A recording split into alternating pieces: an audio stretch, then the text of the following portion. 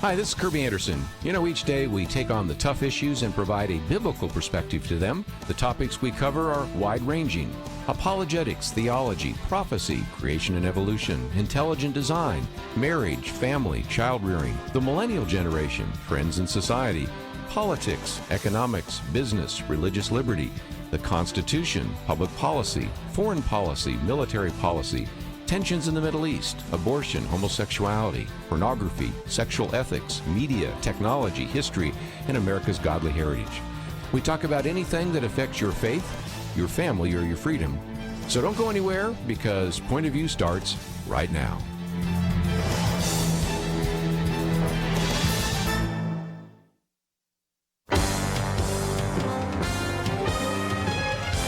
Across America, live. This is Point of View.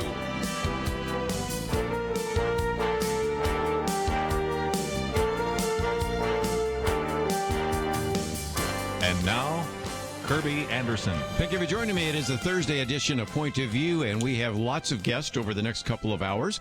Audrea Decker will be with us in about a half an hour. A little bit later, we'll be talking with Pastor Greg Laurie about the Rush of Hope Cinematic Crusade, and we'll get into that. We'll also talk with somebody at the Museum of the Bible's Corrie Tinboom exhibit, Anthony Schmidt. Just a few issues on the table, and I figured we would spend some day talking about certainly the third day of the Democratic National Convention, but we have to start with the kind of the lead story, and that is Steve Bannon.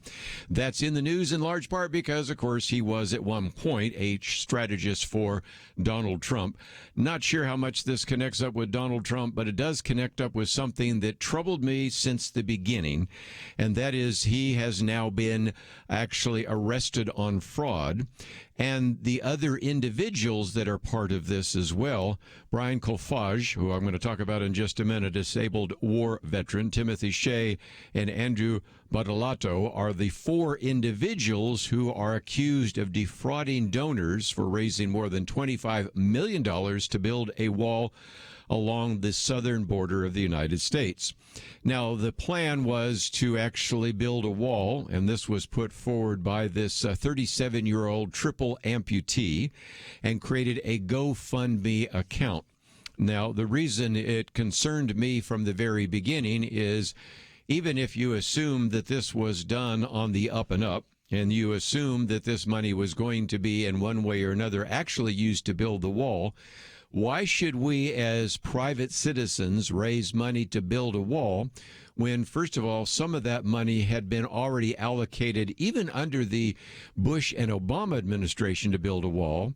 And why did additional money have to be raised when there was already money in the coffers? And no doubt, yes, there was a bit of a log jam and there was a resistance to building the wall.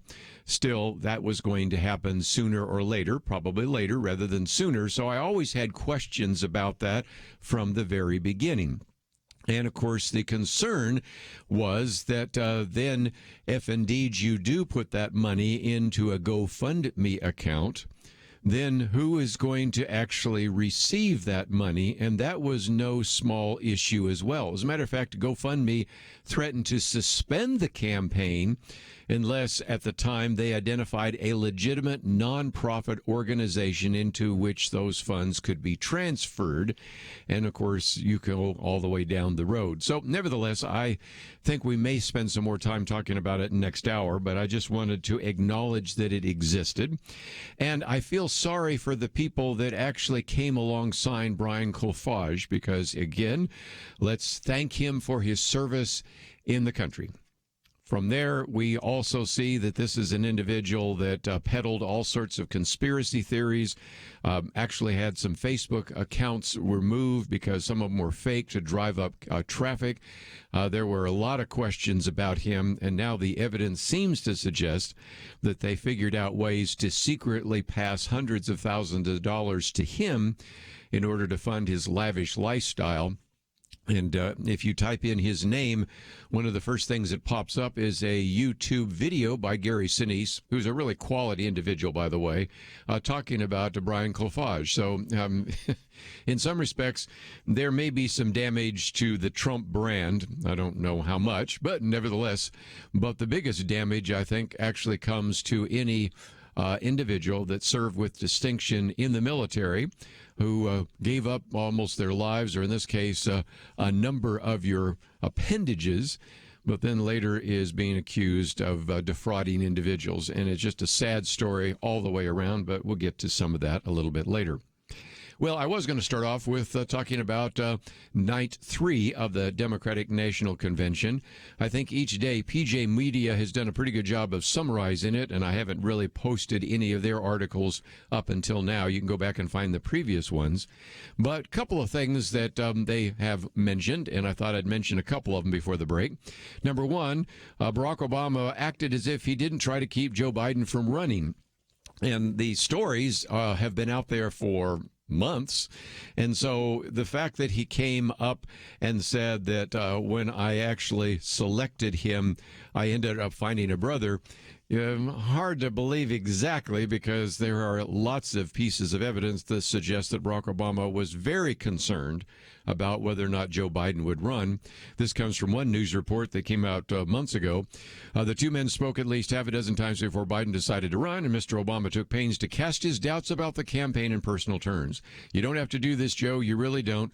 Obama told Biden earlier the year, according to a person familiar with the exchange, who thinks that Biden could have been defeated Trump 4 years ago, responded by telling Mr. Obama that he could never forgive himself if he turned down a second shot at Mr. Trump. But as recently as March of this year, Barack Obama summoned some of the top campaign advisors for Joe Biden and actually warned them to make sure that the former vice president doesn't embarrass himself or damage his legacy, which would be Obama's legacy. And then, of course, last night, before all this happened, you have the Washington Free Beacon's Andrew Stiles publishing another revelation, and that is, even though Barack Obama has been promoting Joe Biden and doing a number of these sort of virtual fundraisers, he and Michelle Obama haven't given a dime to it yet. And also, we've got all sorts of other quotes, which I won't get into, of which he's expressed real concern about that. And some of those studies go all the way back to when Barack Obama was president and Joe Biden was vice president. The two staffs always didn't get along. They felt like sometimes they were very demeaning of Joe Biden. And so there you go. So that's the first thing. Then, of course, you do, of course, have Barack Obama's statements, and we'll get into that in a little more detail. But one of those actually seemed to have generated some response from Donald Trump. No surprise there. Barack Obama said for close to 4 years now, he that is, Donald Trump, has shown no interest in putting in the work, no interest in finding common ground, no interest in using the awesome power of his office to help anyone but himself and his friends, no interest in treating the presidency as anything but more than a reality show that he can use to get the attention he craves. To say that, you have to ignore all the things that the Trump administration have done, with everything from appointments to the federal bench to moving the embassy to actually using executive orders to change just a number of things, and how, in some respects, the animosity that is growing between Barack Obama and Donald Trump is due in large part to the fact that Donald Trump is unmade and dismantled so much that was done during the 8 years of Barack Obama. So Donald Trump had to send out a tweet. He spied on my campaign and got caught, the president said as well. Went on to say that then you ask a big question, why did Barack Obama refuse to endorse Slow Joe until it was all over? Even then was very late. Why did he try to get him not to run? Why did he refuse to endorse him? And all those other lines that came from that tweet. And so you can see that it's not a love lost, not any love lost, literally, between Barack Obama and Donald Trump. We'll come back, though. We have a couple other people that were speaking. Hillary Clinton spoke last night. Elizabeth Warren spoke last night. And I have a little bit more to mention in that regard. And then we'll get into, of course, the major speech of the night, and that was Kamala Harris. So we need to take a break. We'll come back and talk about a few of those speeches.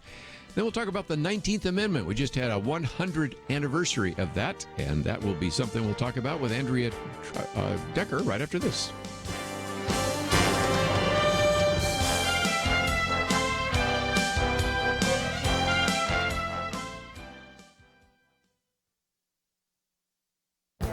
This is Viewpoints with Kerby Anderson. The last 2 months have shown us how easily the veneer of civilized American society can be shattered. We naively assumed that the moral foundations and social institutions would be strong enough to handle a global pandemic and scattered protests and riots. Now we see their weaknesses. Victor Davis Hanson writes about this thin veneer of American civilization and began by focusing on New York City that used to be thriving not so long ago. He says the city is now something of a postmodern apocalyptic movie, reeling from the effects of a neutron bomb. Ditto in various degrees, Minneapolis, Portland, Seattle, and San Francisco. On more than one occasion, I've mentioned in my commentaries that most of us lived in a world with a live and let live social philosophy. I do that in part to explain to a younger generation what life used to be like before university professors encouraged their students to hate America and to protest even microaggressions. Nearly everything is under attack. It's not just statues that are being pulled down. Movies and TV programs are being pulled down from services on the internet. Comedians are complaining that they can't even make a joke without facing the cancel culture. Meanwhile, out in the streets, it's getting dangerous. Hanson reminds us that once upon a time, trying to torch a federal courthouse would earn years in prison, and simply taking over a large chunk of a downtown to recreate Lord of the Flies was unthinkable. Not now. Today, you can go to jail for reopening a gym that requires masks, social distancing, and constant cleaning with antiseptics. In the book of Isaiah, there is a warning of a nation that calls evil good and good evil. It sounds like American society today. I'm Kerby Anderson, and that's my point of view. For a free copy of Kerby's booklet, A Biblical View on Racism, go to viewpoints.info/racism. That's viewpoints.info/racism.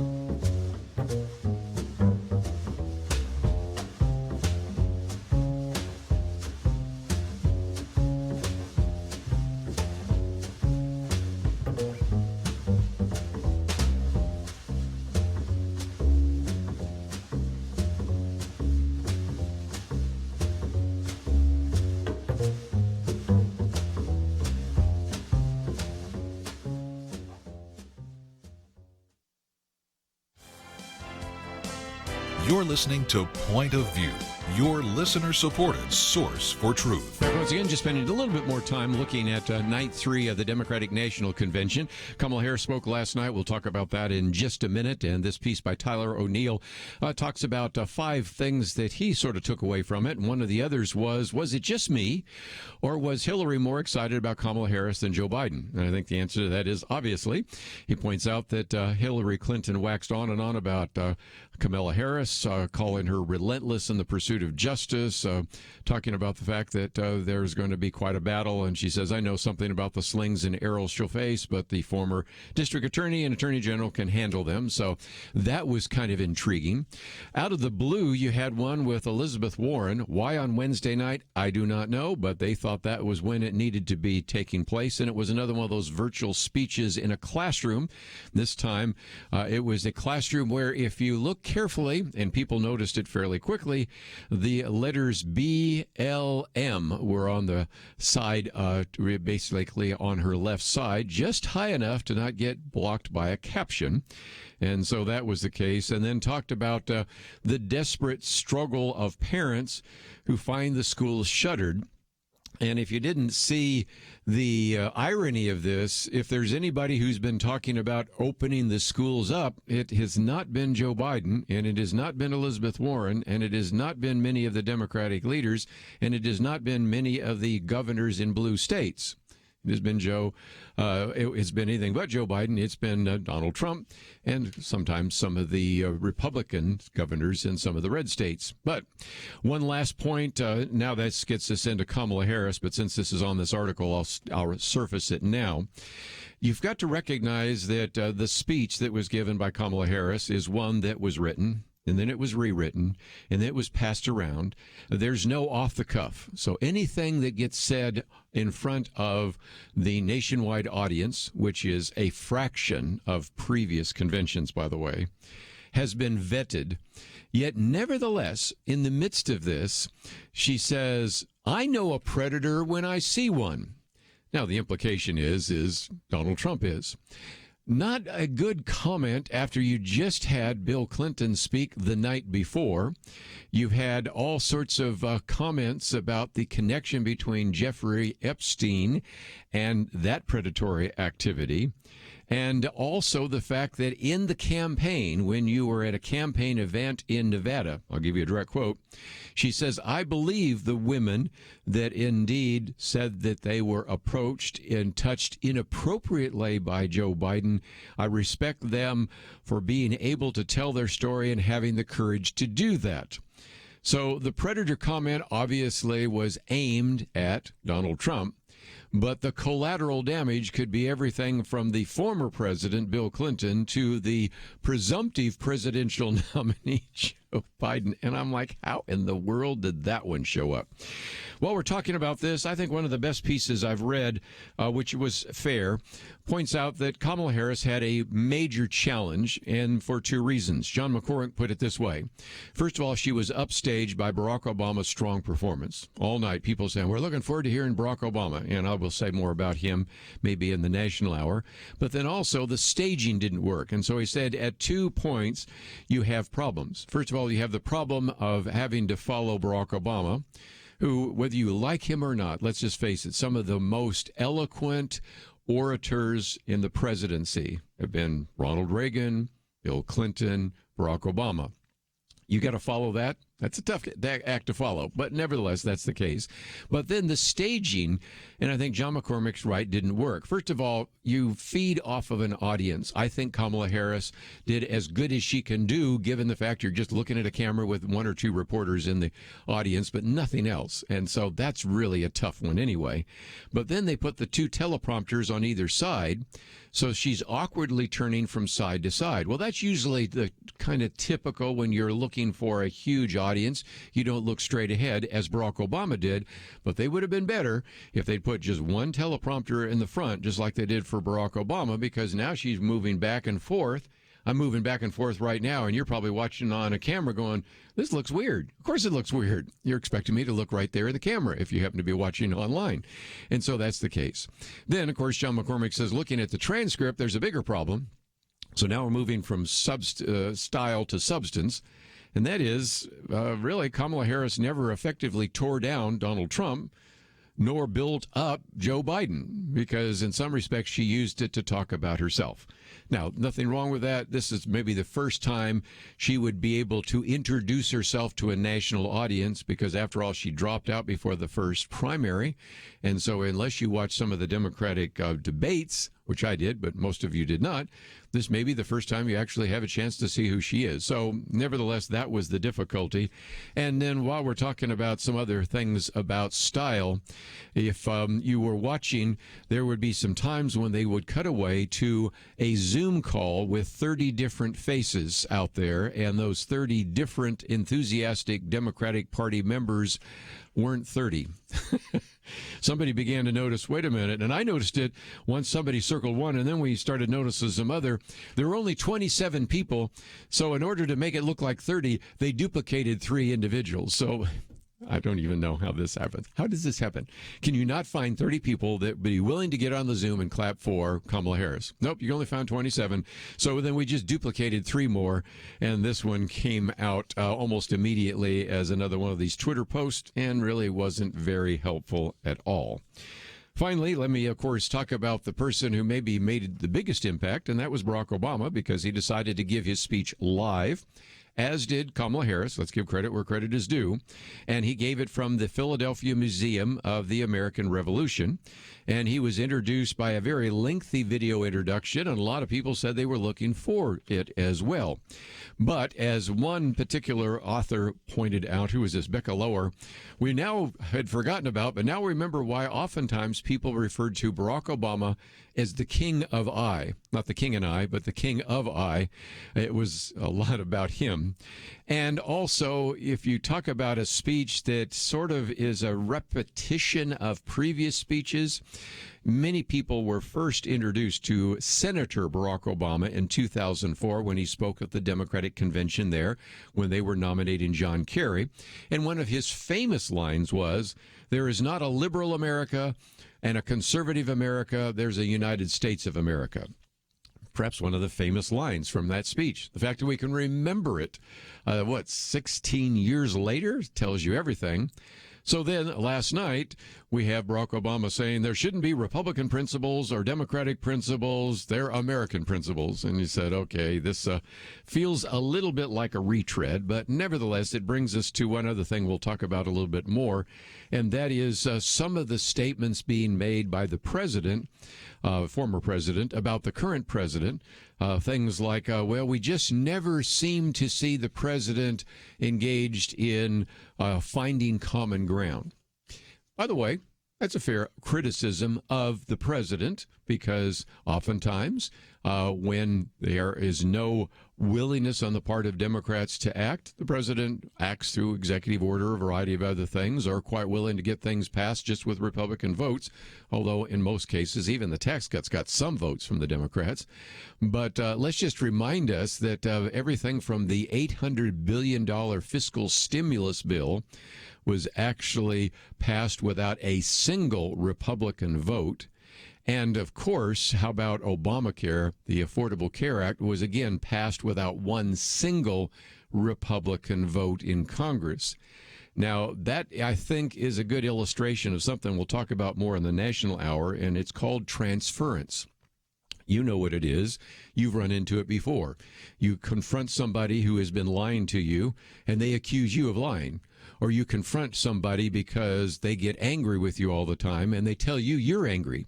And there is a sense in which throughout this entire week, there has been this idea of transference, and a variety of other psychological terms in which oftentimes the criticisms, in this case I will use more when we get into the National Hour, that the former President Barack Obama used of the current President Donald Trump are equal criticisms of him. And it seems to me, as some people have said, could somebody get a mirror for the former president to look into the mirror? Because after all, when you're accusing this president of doing what you've been doing, and again, even when the media in the past has ignored some of the things that Barack Obama did, like writing executive orders, I have my pen and a phone, now they're all upset that Donald Trump is doing it. I don't think they were right when Barack Obama did it. I don't think they're right when Donald Trump is doing it. But the steadfast, if you will, partisan blindness of the way in which the press has covered this, and then almost the unwillingness to acknowledge that this might have been a problem in your administration long before we had this administration, is, I think, somewhat troubling.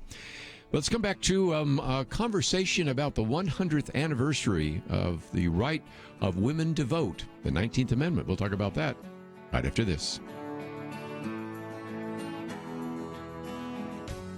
2020. It's been a pretty eventful year. We've experienced international tensions over the coronavirus and lockdowns, economic uncertainties, cities overrun by protests, rioting, and looters, and coming soon, a presidential election.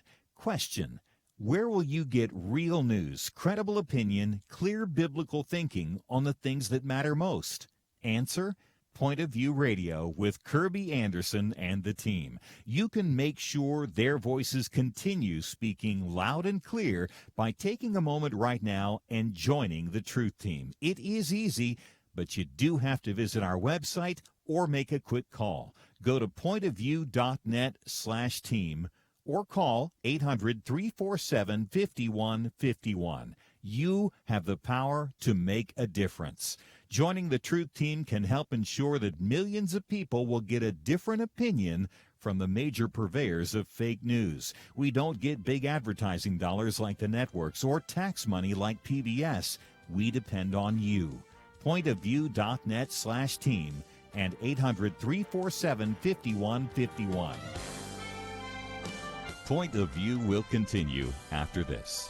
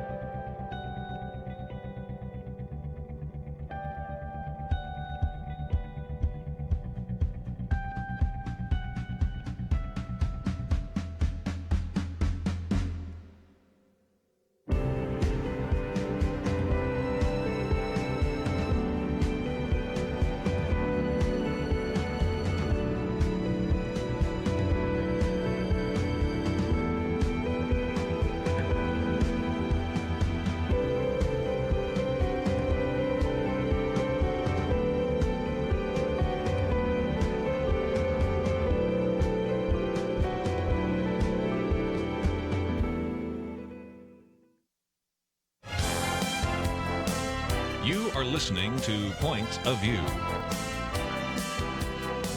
The opinions expressed on Point of View do not necessarily reflect the views of the management or staff of this station. And now, here again, is Kerby Anderson. You know, this Tuesday was the 100th anniversary of the ratification of the 19th Amendment, August 18th, 1920.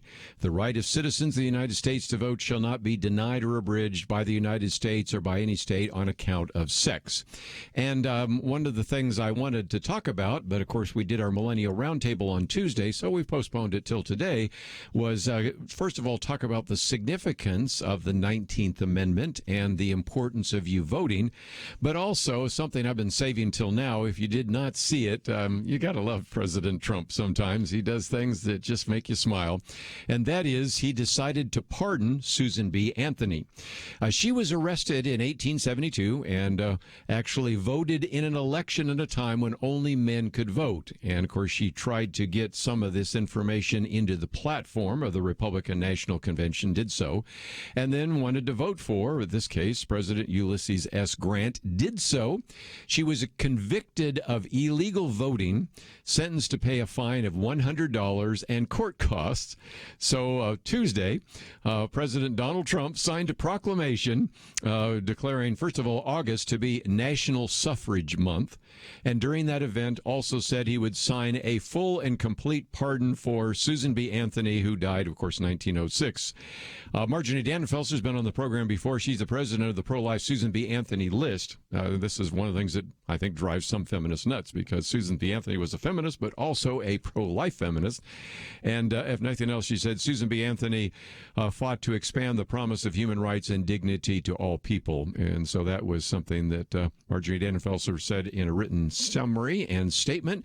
And I thought it would be good to talk about this for a few minutes. So let's, if we can, bring to the microphone Audrea Decker. She is the Director of Communication and Strategic Initiatives for My Faith Votes. We have a link to that on our website. You can just type in myfaithvotes.org, and that is an organization that is mobilizing and equipping Christians to vote in every election. Hopefully we'll also post a very good piece here on the 19th Amendment Centennial. Women have the right to vote for what they believe. But Audrea, thank you for joining us today here on Point of View.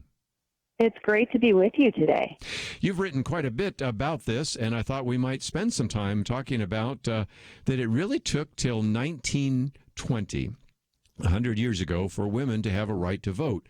The abolition movement, which was the anti-slavery movement, and the suffrage movement all grew out of the Second Great Awakening, but nevertheless, it took a long time to actually grant women the right to vote. And, of course, we had the 100th anniversary celebration just this Tuesday. What do we need to know about that? Yeah, I mean, it was definitely historic that it's now been 100 years, and just interesting in light of the political climate that we're living in today, and the fact that women have the right to vote, not just for someone who shares the same sex as us, but for someone who represents our beliefs. And one of the statistics that I point out in my op-ed that I thought was really interesting is just that female voters have exceeded the number of male voters when it comes to voter turnout in every presidential election since 1964. So, I mean, women have a seat at the table now, and now the discussion should really center around what is it that we want to vote for and we want to support. One of the things you talk about, of course, is that more women vote than men. So, men, you need to get out there and try to equal it up a little bit. But you also point out something which I'm so glad you bring up, because as soon as you talk about the women's vote, I think that is a misnomer, and I will admit that sometimes Republican candidates talk about the women's vote, but most of the time it's Democrats, because there's sort of this implication of identity that women are uniform and that women are supposed to vote. And you've had some people say, I can't believe that some of these women didn't vote for Hillary Clinton, or this time some of these women won't vote for Kamala Harris. You take on this idea that there should be diversity of thought for thinking women, shouldn't there? That's exactly right. I mean, the game of identity politics has never been stronger, and we see it even coming out if any of your listeners have watched the Democratic National Convention. I mean, the message has never been bolder. We saw Hillary Clinton give a speech about Kamala Harris, and it really centered around her sex and ethnicity. And we know that women should have diversity of thought, and we should center our decisions around candidates' beliefs and their character and the policies that they support. And the bottom line is, the women that came before us, they didn't fight for the right to vote for other women. It was the right to vote for what they believe in. And it really demeans women to bring the conversation to simply center around someone's sex rather than their intellectual ideas that they bring to the table, and the fact that we should be having rigorous discussions around the ideas and policies that these candidates actually represent. One of the things you say there is, you worry too much about the emphasis on a candidate's gender, ethnic background. We may be forgetting the point of the 19th Amendment, not to give women the right to vote for other women, as you said, but to give them the right to vote they believe in. But that being said, there has been a tendency sometimes for the women's vote to go one of two directions. Either if you are a married woman, maybe a little less concerned about trying to have government benefits, because after all, you are in a marriage relationship. But if you're a single woman, or especially a single mom, sometimes wanting to actually have more government benefits. But there's another factor that sort of surfaced that some people are starting to talk about, Audrea, and that is safety. Safety has always been a concern for male and female, but especially for a woman. And when you start seeing riots in the streets, when you start seeing people being confronted, many people wonder whether that may be an issue that up until now hasn't necessarily been part of the political calculus to try to figure out how people are going to vote for president, for the Senate, or for members of Congress. Yeah, I mean, you make a really interesting point, and it certainly has come to the forefront of people's minds in light of even the movement to defund the police, and to have first responders not have adequate funding to be able to protect their communities. Now, to your point, you have women thinking about safety concerns. You have moms thinking about the safety of their children, and we see that in communities where the police has been defunded, particularly in Minneapolis, the housing prices are plummeting, and there's a direct correlation. People don't want to live in communities that aren't safe. And I think it's important for us to be having the conversations, as you do on your show, around what happens when you implement these policies. There's consequences to them, and women are going to feel that just as much as the rest of the country. And the hope is that we don't just feel those things, but we put some thought behind our vote and the policies that we're going to support come November. Just before we take a break, I thought we would move from the women's vote to the Christian vote.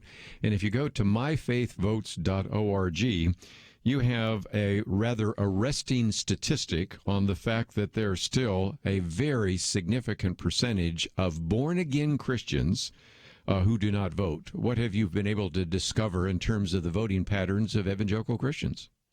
Yeah, thank you for bringing that up. There's 90 million Christians in America, and a staggering 40 million Christians fail to vote in a presidential election. And in fact, there's actually 25 million Christians who are registered to vote who don't show up for a presidential election. They just stay home. They don't vote. And so at My Faith Votes, we are focused on helping Christians do, we say, three simple things: pray for our country and our communities, think about the issues biblically, and then vote. And vote in every election, not just the presidential elections, but vote in your city council races, vote in your school board elections, vote in every issue from the top of the ballot down to the bottom of the ballot. And we help people do that. We help make voting really easy for Christians.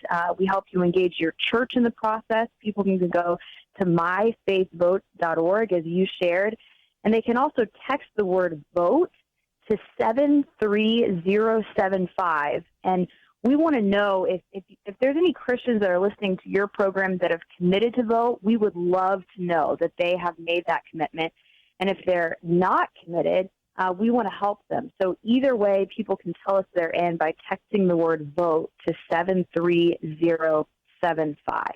Let's take a break, and I think you can stay with us a little bit longer because I want to break that out, because under Pray, Think, and Vote, there are resources. So that's the first thing that we want to know, and we want to help everybody know how to get started.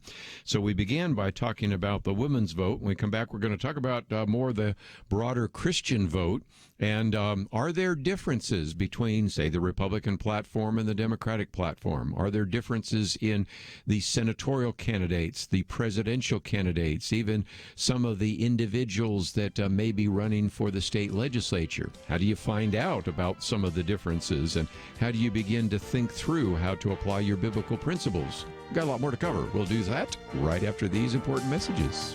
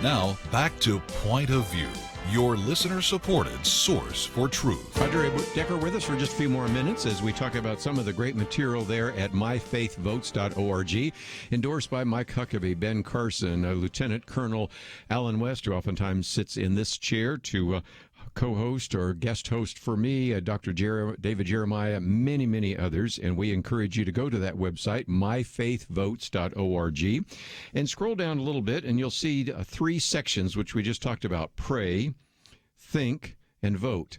Now, should we pray? Of course. 1 Timothy 2:1-2 talks about the fact that we should be praying for those in authority, and so that is certainly your president, that's your Supreme Court, that's your two United States senators, it's your member of Congress, it's your governor, it's your state representative, and your state senator, at the very least, your so-called Key 16.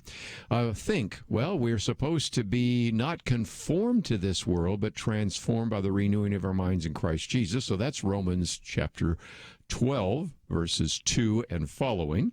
And then the idea of vote. Okay, there's no specific command to vote in Scripture, in part because most believers in the first century didn't have the privilege of the vote. But I think you can certainly recognize it when you look at Romans 13, 1-7, and it talks about the fact that government's ordained of God, and I believe ultimately we will be held accountable as individuals that do have the privilege, which many believers have never had throughout the centuries, to be able to govern through the vote, that we will be held accountable for our vote. And so it seems to me that if you go back to the numbers we just talked about a minute ago, there are a lot of individuals who have been given a great privilege, and yet, like that unfaithful steward, they've buried their talent. So let's, if we can, Audrea, for just a minute, talk about what are the resources. When you go to the section on pray, there's resources, think, some great resources, by the way, there, and vote. But take us through for just a minute, since we're encouraging everybody to go to myfaithvotes.org and follow along. What will they find when they click on those buttons and get some of those resources? Yeah, thank you so much. Well, we have some fantastic prayer guides that we've put together under the pray section. You'll find a guide that you can download and print. You could put it on your fridge or next to your bed to remember to pray daily for our elected leaders. We've also created a really neat tool that allows you to reach out to your elected officials and let them know that you're praying for them. As you said, Scripture commands us to pray for those who are in authority over us, and I think it's easy for all of us, myself included, to get busy with life and forget to pray and to pray faithfully for our leaders. We encourage people to pray that they would first fear the Lord, and then that they would have God's wisdom as they make decisions on our behalf. And then we also have a great weekly devotional that we send out every Monday, and people can sign up for that at our website. And we provide weekly prayer points that just help guide you through what's happening and how to pray for that in our country. I might just mention under the Think section, of course, one of the things that we've tried to do over the years at Point of View is provide lots of booklets on various issues. We are going to be posting, as we always do, links to all sorts of different vote guides and various election resources, but you can also go and find some great material on where faith and politics intersect. Various topics from a Christian point of view, and even interviews with some of the leading Christian voices, which is kind of a who's who of people we've had a chance to interview, and you've interviewed them as well. So those are just a couple of resources under the Think section, aren't they? Yes. The Intersect is an email that goes out every week, and as you said, it breaks down news stories and helps you know how to pray about it and then how to take action on it. I think lots of times the current events can feel overwhelming, and it feels like, what can we do about it? And we really try to break that down for people so that there's things that we can do as believers to make a difference and to live out our faith and bring the solutions of our faith forward in the public square. There's also one other great resource that I'd love for your listeners to know about under the Act section. And if they click on the Get Involved section, or even on our homepage, we have 7 simple ways that people can take action to get involved and make a difference. And as we're approaching the election season, we usually get a lot of questions from Christians who are involved and are active, and they say, what can I do to engage my church or engage my neighbors and my coworkers and my friends in civic engagement and responsibility? And we have a lot of tools to help you do that on our website. And I might just mention under the section on vote, you have, of course, take the pledge to vote, and I've done that. I encourage people to register to vote. You may be registered to vote, especially if you're listening to Point of View. I suspect most of you are, but we've always made it possible for you to help register others, because that deadline's coming up. And then voting reminders, the party platform, all sorts of other things. So again, talk about some of those resources.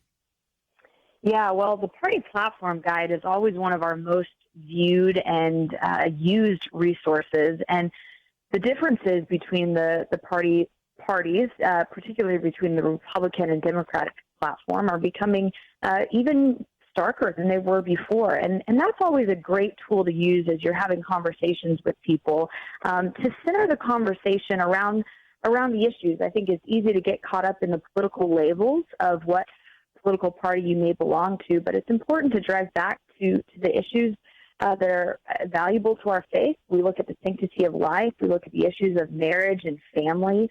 And we look at the issues that are going to cause our communities to prosper and to flourish. And it's important to have those conversations. And sometimes that party platform guide is a helpful resource to get that conversation started. Audrea, just before I let you go, let's talk about, people say, this is really good. How do I sign up? Is there a way to sign up? Yeah, that would be great. If people are listening, you can actually text the word vote to the number 73075. And that'll let us know that you're committed to voting, and it will also allow us to give you tools if you need to get ready to vote. We'll help you request your absentee ballot if you're not going to be home to vote in person, or help you register to vote. And as you said, those registration deadlines are quickly approaching, and now is the time for us to not only make sure we're ready to vote, but make sure that our church is ready, and the believers and the Christians in our own community are equipped and ready to cast their vote come November. Let me again encourage you to go to our website, pointofview.net, and we have a link to the website, which again is very easy to find as well, myfaithvotes.org. Click on the picture there of Audrea Decker, but also you will notice next to her picture there, we also have a link to the Facebook page and the Twitter feed. So there's all sorts of resources that are available there as well. And I would encourage you to sign up. And of course, you also, if you have any interest, can read her piece on, again, the 19th Amendment Centennial. Women have the right to vote for what they believe. And so, again, very good piece. And Audrea Decker, thank you for joining us today here on Point of View. Thank you so much for having me on. Grateful for your show and all that you do. Really appreciate it. We're going to take a break, and when we come back, of course, we'll have our national hour. We'll spend some time talking about some of the speeches last night in the third night of the Democratic National Convention.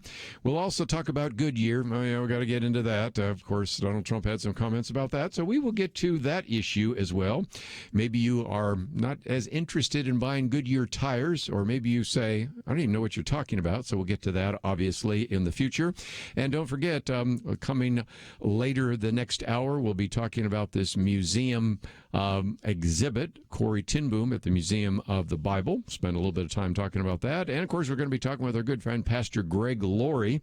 Of course, has been in the news because he's wanted to have church services, but did them in tents so that maybe he's not facing the kind of persecution that John MacArthur is. But we'll be talking about his cinematic crusade, which will be taking place on Labor Day, the Rush of Hope. So we've got a lot to cover, and if you can stay with us for the next 2 hours, we'll try to cover as much as we can before we run out of time. Always run out of time before we run out of content. But we can always postpone that to our Friday weekend edition. So let's take a break. We'll see you back in about a few minutes. Sometimes I think about seeds. You ever stop to consider that some seeds become entire trees, and some trees grow up and produce fruit? Other seeds become flowers or vines that bring us vegetables or berries. And some trees don't have fruit, but they're just pretty, especially in some parts of the country when it comes to the fall colors. Yes, sometimes my mind goes off like that. And I also think about such things when it comes to the seeds that so many have planted in the quest to impact our nation through Point of View Radio. You may think that your gift is a small thing, but like a seed, it can grow to have an impact beyond your imagination. If you want to see beauty again in America, consider planting a seed today and making a difference by joining the Point of View Truth Team. Get the details today, right now, by visiting pointofview.net/team or call us at 1-800-347-5151. Plant a seed for a great future. Cultivate truth. pointofview.net/team and 800-347-5151. Point of View will continue after this.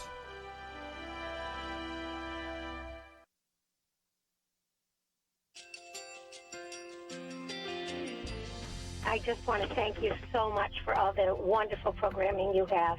You're just absolutely fantastic. I recently started listening to Point of View, and I really found it interesting because of the different subjects you cover. Thank you for that. I really appreciate everything that you do in keeping us informed. Thank you, Kerby, for everything that you have been doing. I appreciate all the work that you're doing, advocating for the Word of God. Thank you so much. Point of view, I think, is absolutely necessary because it's a Christian perspective, a biblical worldview perspective, and receive very current, up-to-date information about what is really going on, week to week in our culture, which is changing so rapidly, and yet it's morally sliding backwards. Yeah, first of all, I thank you guys. Y'all's program is wonderful, and enjoy it every day. I learn so much every time I listen to it. Point of View Radio Talk Show.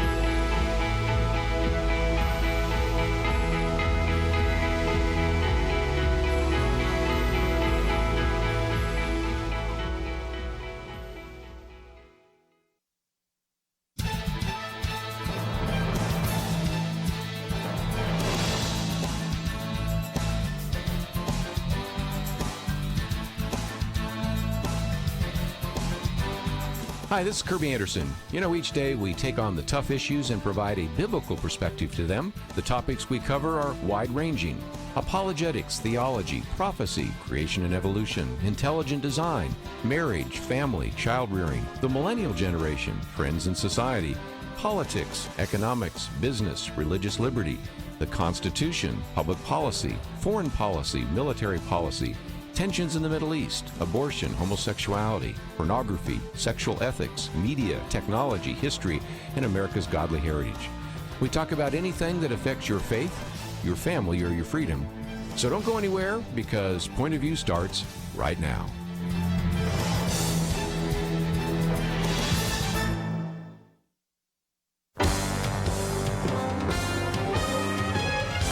Across America, live.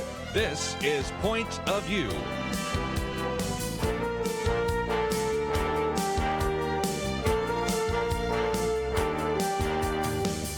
And now, Kerby Anderson. Thank you for joining me. It is the Thursday edition of Point of View, and over the next couple of hours, we're going to be really covering so many different topics. Obviously, we're going to look at day 3 of the Democratic National Convention, whether you watched it or not. The likelihood you did not, because the numbers are much lower than they've ever been for one of these conventions. These virtual conventions don't seem to be working out very well. We'll get into that in just a few minutes. But nevertheless, in case you wanted to maybe just have a quick takeaway, one of the articles we've posted here by Tyler O'Neill, 5 things to know about night 3 of the Democratic National Convention. And he points out some facts that Barack Obama seemed to almost imply that he and Joe Biden were good friends, and he never really tried to talk Joe Biden out of running, which, of course, we now know, and we'll talk about that.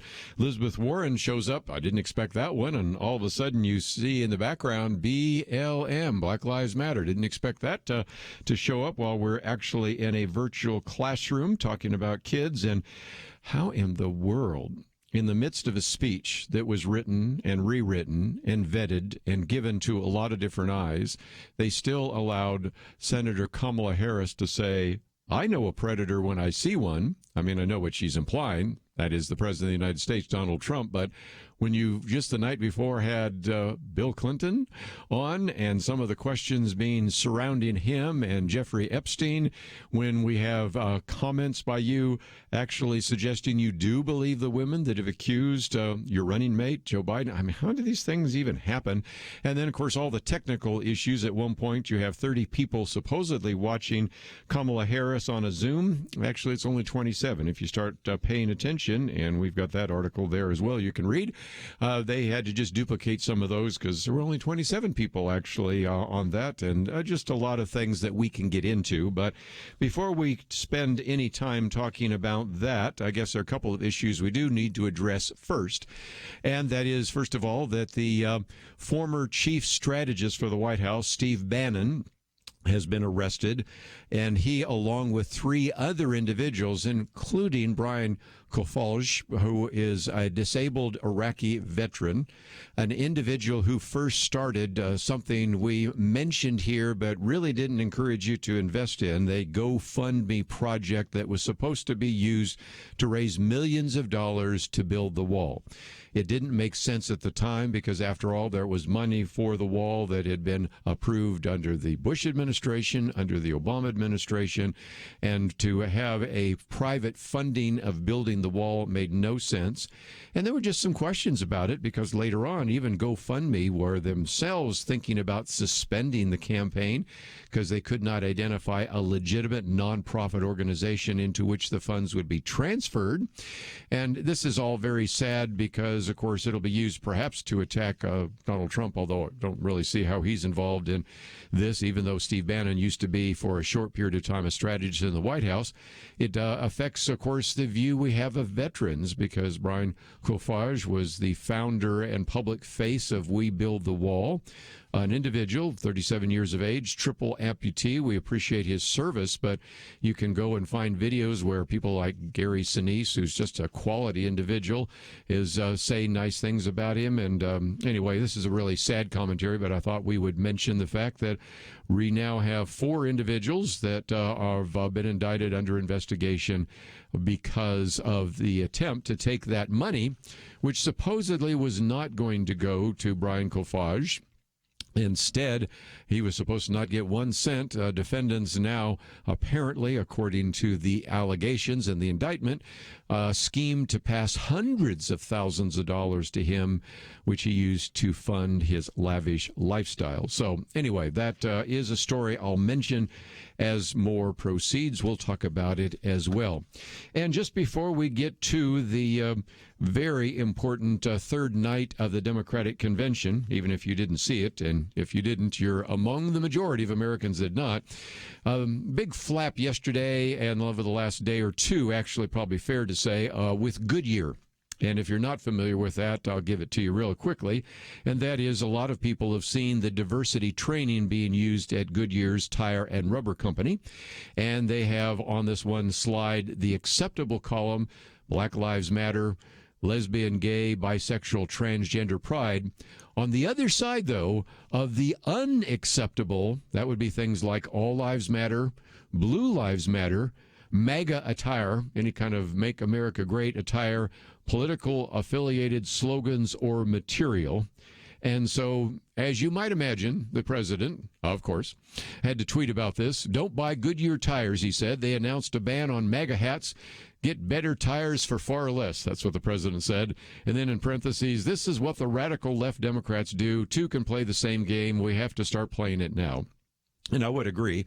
Most of the boycotts being called for usually are from the left. You know, every once in a while, conservatives do, even Christians do. You know of the suggested boycott from American Family Association of Target. But by and large, it's pretty much the game played on the other side. Unless you think the president's overreacting, Matt Walsh, he's been on the program with us, said Goodyear bans Blue Lives Matter and All Lives Matter messages while allowing BLM and LGBTQ. We need to boycott Goodyear trending, and they need to overturn this discriminatory police comment, apologize for it, and all the rest of the comments there. Goodyear trying to address that issue, if you haven't been paying attention, put out a piece where they said Goodyear is committed to fostering an inclusive and respectful workplace where all of our associates can do their best in the spirit of teamwork.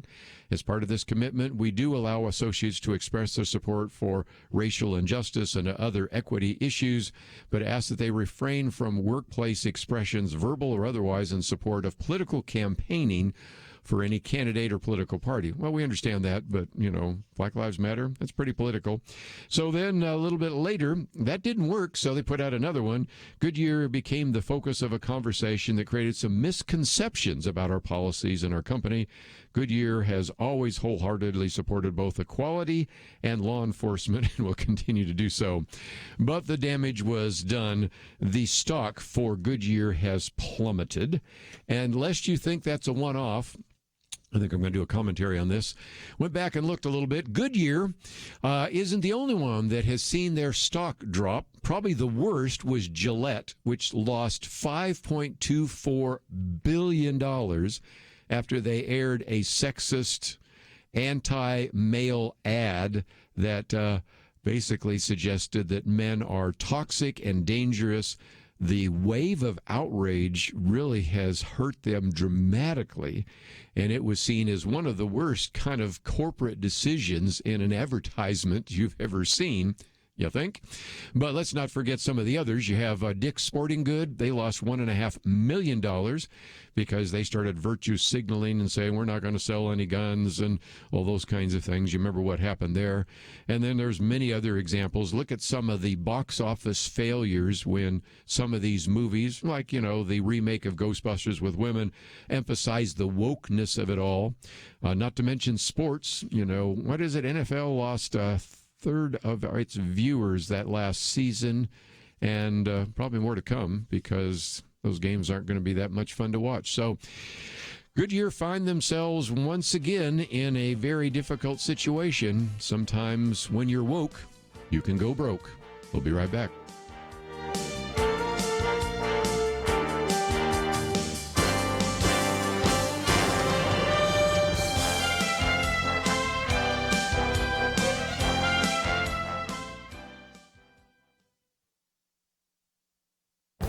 This is Viewpoints with Kerby Anderson. The last 2 months have shown us how easily the veneer of civilized American society can be shattered. We naively assumed that the moral foundations and social institutions would be strong enough to handle a global pandemic and scattered protests and riots. Now we see their weaknesses. Victor Davis Hanson writes about this thin veneer of American civilization and began by focusing on New York City that used to be thriving not so long ago. He says the city is now something of a postmodern apocalyptic movie, reeling from the effects of a neutron bomb. Ditto in various degrees, Minneapolis, Portland, Seattle, and San Francisco. On more than one occasion, I've mentioned in my commentaries that most of us lived in a world with a live and let live social philosophy. I do that in part to explain to a younger generation what life used to be like before university professors encouraged their students to hate America and to protest even microaggressions. Nearly everything is under attack. It's not just statues that are being pulled down. Movies and TV programs are being pulled down from services on the internet. Comedians are complaining that they can't even make a joke without facing the cancel culture. Meanwhile, out in the streets, it's getting dangerous. Hanson reminds us that once upon a time, trying to torch a federal courthouse would earn years in prison, and simply taking over a large chunk of a downtown to recreate Lord of the Flies was unthinkable. Not now. Today, you can go to jail for reopening a gym that requires masks, social distancing, and constant cleaning with antiseptics. In the book of Isaiah, there is a warning of a nation that calls evil good and good evil. It sounds like American society today. I'm Kerby Anderson, and that's my point of view. For a free copy of Kerby's booklet, A Biblical View on Racism, go to viewpoints.info/racism. That's viewpoints.info/racism.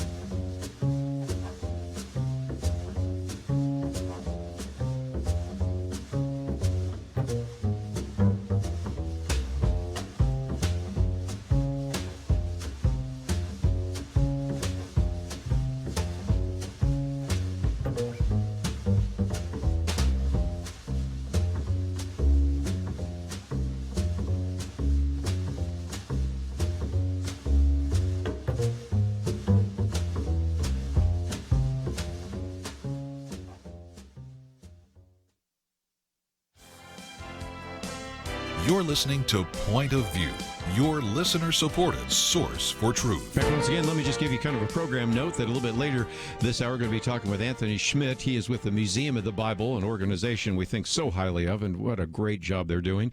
And they have a Corrie Ten Boom exhibit, so we're going to chat with him for a little bit. Then, just to give you an overview, in the next hour, we're going to be talking with our good friend, Pastor Greg Laurie, get a little bit of an update on what's been happening at his church since they decided to put up a tent and meet outside. But mostly, we're going to be focusing on this new cinematic crusade, which will be taking place Labor Day weekend, the Rush of Hope. Again, I think it is so good to see these crusades and the things that he has done over the years with platform evangelism, but this will be a little different. And of course, we can, as we'll be talking about here, talk about the virtual Democratic convention didn't turn out so well, and we'll see how it works in terms of a virtual crusade. I suspect it will work, but we'll see where that takes us. And let me just real quickly, I did talk about Goodyear. I'm not going to trash them. I'll let you make your decisions as to whether or not you want to buy tires from them or not. But one of the things we've said time and time again on this program is, can corporate America just stay out of the culture wars? You know, don't take a side either way. And whether it's been supporting LGBT or whether it's supporting whatever, particular issue at the moment, just stay out of it. Don't support BLM, don't support LGBT, or don't tell people that they can do this or they can't do that. Either say, look, we're not going to do anything political, Or if we are, then we're going to have an open forum and anybody can wear anything they want, any kind of shirt. But in most cases, you have the right as a company to decide what is going to be acceptable in the workplace. And I think Matt Walsh's argument, I just gave a quote from him, but you can go into it more detail, says, imagine if it flipped it around? You know, of course, the reaction that would come there. So it isn't just the president's reaction to it. It's a reaction from a lot of other people. And I just recommend, again, if you're in the corporate world, just stay out of the culture wars. You know, what you end up doing is alienated half or more of your audience and your customer base. I don't know why you do it, but again, that's part of making yourself feel good, I guess. We'll leave it at that. Let's get to the third night of the Democratic Convention. And before I do, let me just maybe preface it by saying that if you've ever taken a class in psychology, or you just even noticed human behavior, there are some things that is sort of psychology 101. One is transference. You know what that is. That's when maybe you confront somebody who's lying to you and they say, no, you're the liar. You're going, wait a minute. No, you're the, they transfer their offense to you. Or maybe they're really angry and you confront them about their anger and they say, no, you're the one getting angry. I'm going, no, you are. And the other part is projection, where they project on you the same kind of views and values you have. So projection and transference are part of psychology. And some people that do this that are psychologically harmed are very dangerous people, which I thought I just might mention in passing, a movie that we're not going to talk about, but I have certainly heard about. Grace Hill Media has actually this film coming out, Words on Bathroom Walls. And it is just a kind of a powerful story. Recognize it's PG-13, so be forewarned, but it's about an individual who in his senior year of high school is diagnosed with a mental illness. And yet he's kind of witty and he's kind of introspective and he's trying to keep all that a secret while falling in love with a classmate. And in some respects, I think it really helps us understand this issue of mental health at a time right now with these lockdowns, with the pandemic and the lockdown, even my commentaries this week. It would be something you might want to find out more about. The release date is tomorrow. Grace Hill Media. It's called Words on Bathroom Walls. I thought I'd just mention it in passing since we're talking about this idea of transference. And last night, there were two speeches that were highlighted, although there were many others by Hillary Clinton. I may mention that in just a minute, and a variety of others. I already, of course, talked about for some of the other speeches, but of course the one that almost everybody wanted to hear was what would the former President Barack Obama say, and he decided, of course, to actually give a live speech, which I think work a lot better, from the Philadelphia Museum of the American Revolution. Now, what I thought was so interesting is here's a classic illustration of transference, and that is on a number of occasions he accused the Trump administration of doing what essentially was done during the Obama administration. And some people have even said, can we get a mirror for this man? Because, you can make some of these statements, but when you make these statements, of course, that is going to reflect poorly on you. And then we'll talk about Kamala Harris, who some people said maybe didn't have the best opportunity because she was somewhat upstaged by the performance by the former President Barack Obama, and then put into a stage where you had two teleprompters, so she's looking back and forth, not looking at the camera lots of times, in an open arena that didn't work so well. So you feel sorry for the attempts to try to make this virtual convention work. But again, most people probably don't feel sorry because most people simply didn't watch. But real quickly, just to mention one or two, you can see that Barack Obama talked about the fact that Joe played a pivotal role in the Economic Recovery Act, which rebuilt the economy. And if you think about this, that is something that you probably didn't want to bring up because Joe Biden, as vice president, was supposed to be the quarterback of the Obama stimulus. How'd that work in 2009, 2010, 2011, 2012, 2013? The most extensive expansion in the economy came when you had the election and then the actual administration of Donald Trump. So probably not a good one. Another one, he said Trump is a threat to democracy. And this, of course, led to all sorts of comments from, of course, the President of the United States, who was upset about the fact that he said he spied on my campaign and got caught. Then even went on to send out these tweets saying Trump then actually said, why did Obama refuse to endorse Slow Joe until it was all over, and even then very late? Why did they get him not to run? And, of course, more recently, stories coming out about the fact that even though Barack Obama has done some virtual fundraising for Joe Biden, he and Michelle Obama have yet to give a dime to it as well. And then one last one, just real quickly, out of the speech by Barack Obama, that he found no common ground. This coming from a president that actually passed an $800 billion fiscal stimulus bill that not one single Republican voted for. And then the Affordable Care Act, known as Obamacare, was passed without one single Republican vote. I mean, I think the criticism of Donald Trump is fair. Lots of times he doesn't seek a common ground, but the point I'm making is that some of the criticism coming from people themselves who haven't necessarily demonstrated that any better. And so you had some great speeches before even Kamala Harris came up there. Elizabeth Warren wanting to talk about the importance of children. But if you looked in the background, you noticed BLM for Black Lives Matter. And, of course, the one that still is a question to me, and that is how in a speech, which I am sure many people saw, many people probably helped rewrite, which was vetted and saw all sorts of eyeballs. In the middle of this speech, Senator Kamala Harris says, I know a predator when I see one. Now I know who the target was, of course, Donald Trump. But this coming the day after you have President Bill Clinton, former President Bill Clinton, and a photo circulating of him getting a massage from one of the people that has been accusing Jeffrey Epstein, the evidence of the number of flights that he took on the so-called Lolita Express. And then also you're the running mate of Joe Biden.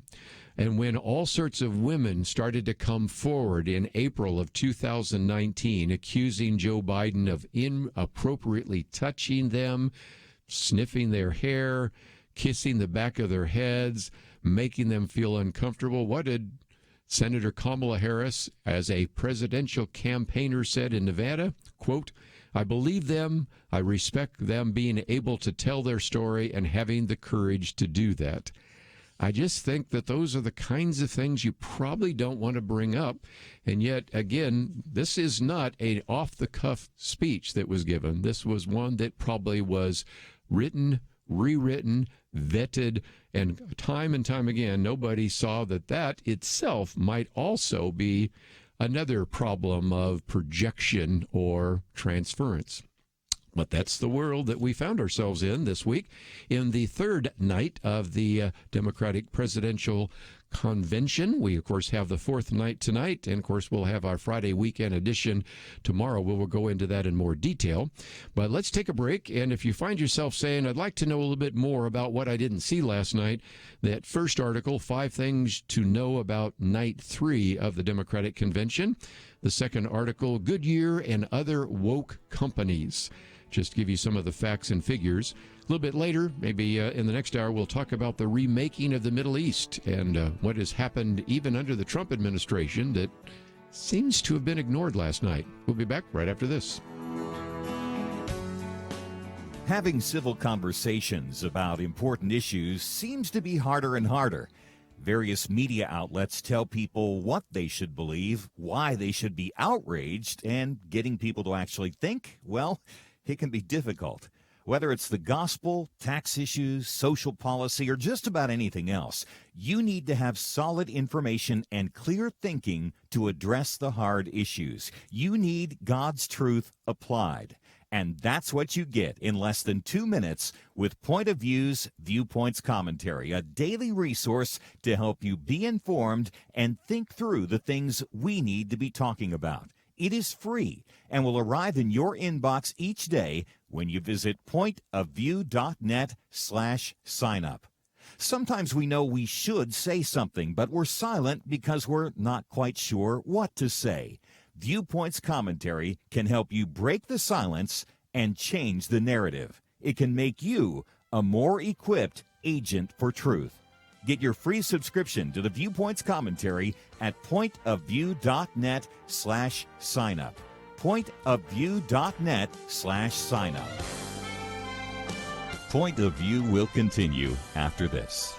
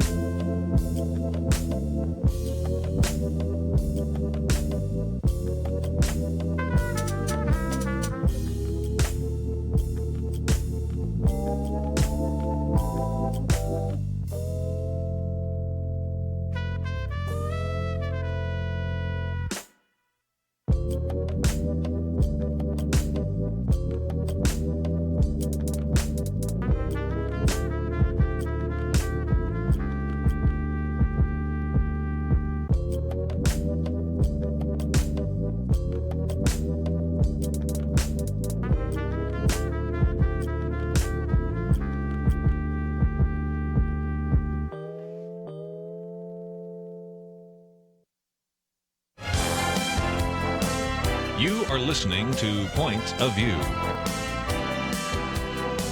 The opinions expressed on Point of View do not necessarily reflect the views of the management or staff of this station. And now, here again, is Kerby Anderson. You know, one of the topics we address so often here on Point of View in different ways is this whole issue of civil disobedience.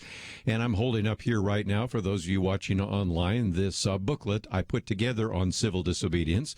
Now, the picture on the front is a picture of Martin Luther King Jr., obviously, but just as easily it could be a picture of Corrie ten Boom. But one of the reasons we don't use that picture is because for even a fair number of Christians, they don't know who she is, which I think is a sad commentary. But nevertheless, the biblical concept of civil disobedience may be playing itself out right now in California. As you know, next hour we're going to have Pastor Greg Laurie with us. If we were also to have a Pastor John MacArthur on, you know what he is dealing with, the possibility of fines, contempt of court, maybe even time in prison. And that is something that has happened to Christians throughout the millennia. We give in this particular booklet examples of that, both in the Old Testament and in the New Testament and throughout history. And so I thought it would be good for us to feature something that is taking place at the Museum of the Bible. It is the Corrie ten Boom exhibit, Light of Hope. It's her story. We've, from time to time, actually done on this program interviews about her or with individuals that have done films about her. And so I thought just to once again highlight what I think is such an outstanding museum. One of the things that I would have to say is a must activity if you make your way to Washington, D.C., is the Open Museum of the Bible. I've had a chance to go through it as well. And to give us a little more perspective, we're now going to spend some time talking with Dr. Anthony Schmidt, earned his Ph.D. in American religion from Princeton Theological Seminary. He has focused a lot of his time and attention on evangelical history, joined the Museum of the Bible as the curator of Bible and religion in America, and as the senior curator oversees much of what is provided there, and also served as the doctoral assistant in the Department of Special Collections at Princeton University. And so, Dr. Schmidt, it's a delight to have you on the program. Well, thank you for having me. Let's, if we can, talk about the museum for just a minute. From time to time, we have had various individuals who have been associated with the museum or others that have had exhibits there. But for any of our listeners that are not familiar, give us a little bit of the history of the Museum of the Bible. Sure. So we opened in November of 2017. We're located in Washington, D.C., right off of the National Mall. And we are dedicated to inviting all people to engage with the Bible. And our museum is divided into 3 sections. One is the narratives of the Bible, dedicated to that. And there we invite people to become more familiar with some of the main stories that you would find in the Bible. So a lot of people who come to the museum might not really be familiar with those. And so this is an opportunity to learn a bit about those. Another section is dedicated to the history of the Bible, so we look at its origins and transmission and development. And the last section is dedicated to the impact of the Bible. So how have those stories that you learned about been lived out in communities and by individuals in the form of, say, political persuasions or, reform movements, such as the abolition movement. So it's pretty comprehensive. We we cover a lot of material, and now we're excited to offer people a chance to learn a little bit more about Corrie ten Boom. Well, and again, since I'm the old guy around the table here, I remember the movie The Hiding Place, but that came out in 1975.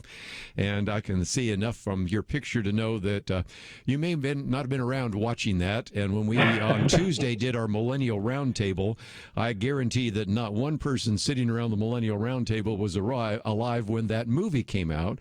So it's probably a fair statement that many of our younger listeners really do not know who Corrie ten Boom is. Is that fair?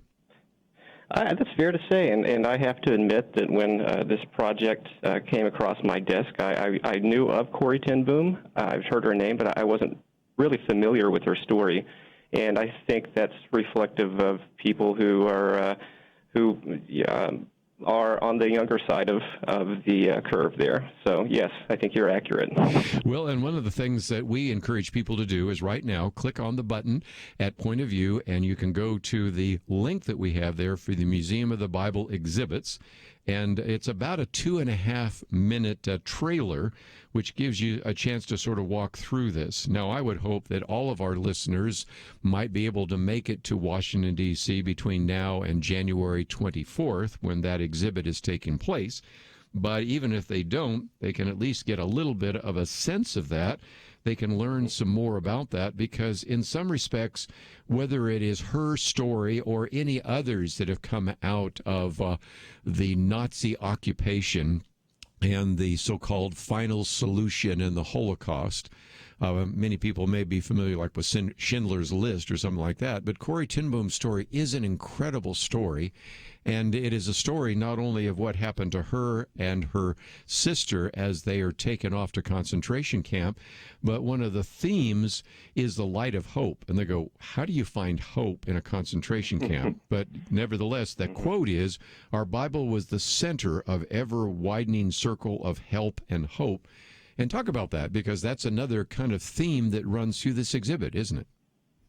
That's correct, right. And, yeah, for those who aren't familiar with Corrie ten Boom's story, you really are missing out. She was a remarkable woman, and her story is really inspiring. She was born in the Netherlands, and she was a watchmaker by trade. Her father was a watchmaker. They owned a watch shop. If you had known her before the war, nothing would have indicated that she would do something heroic.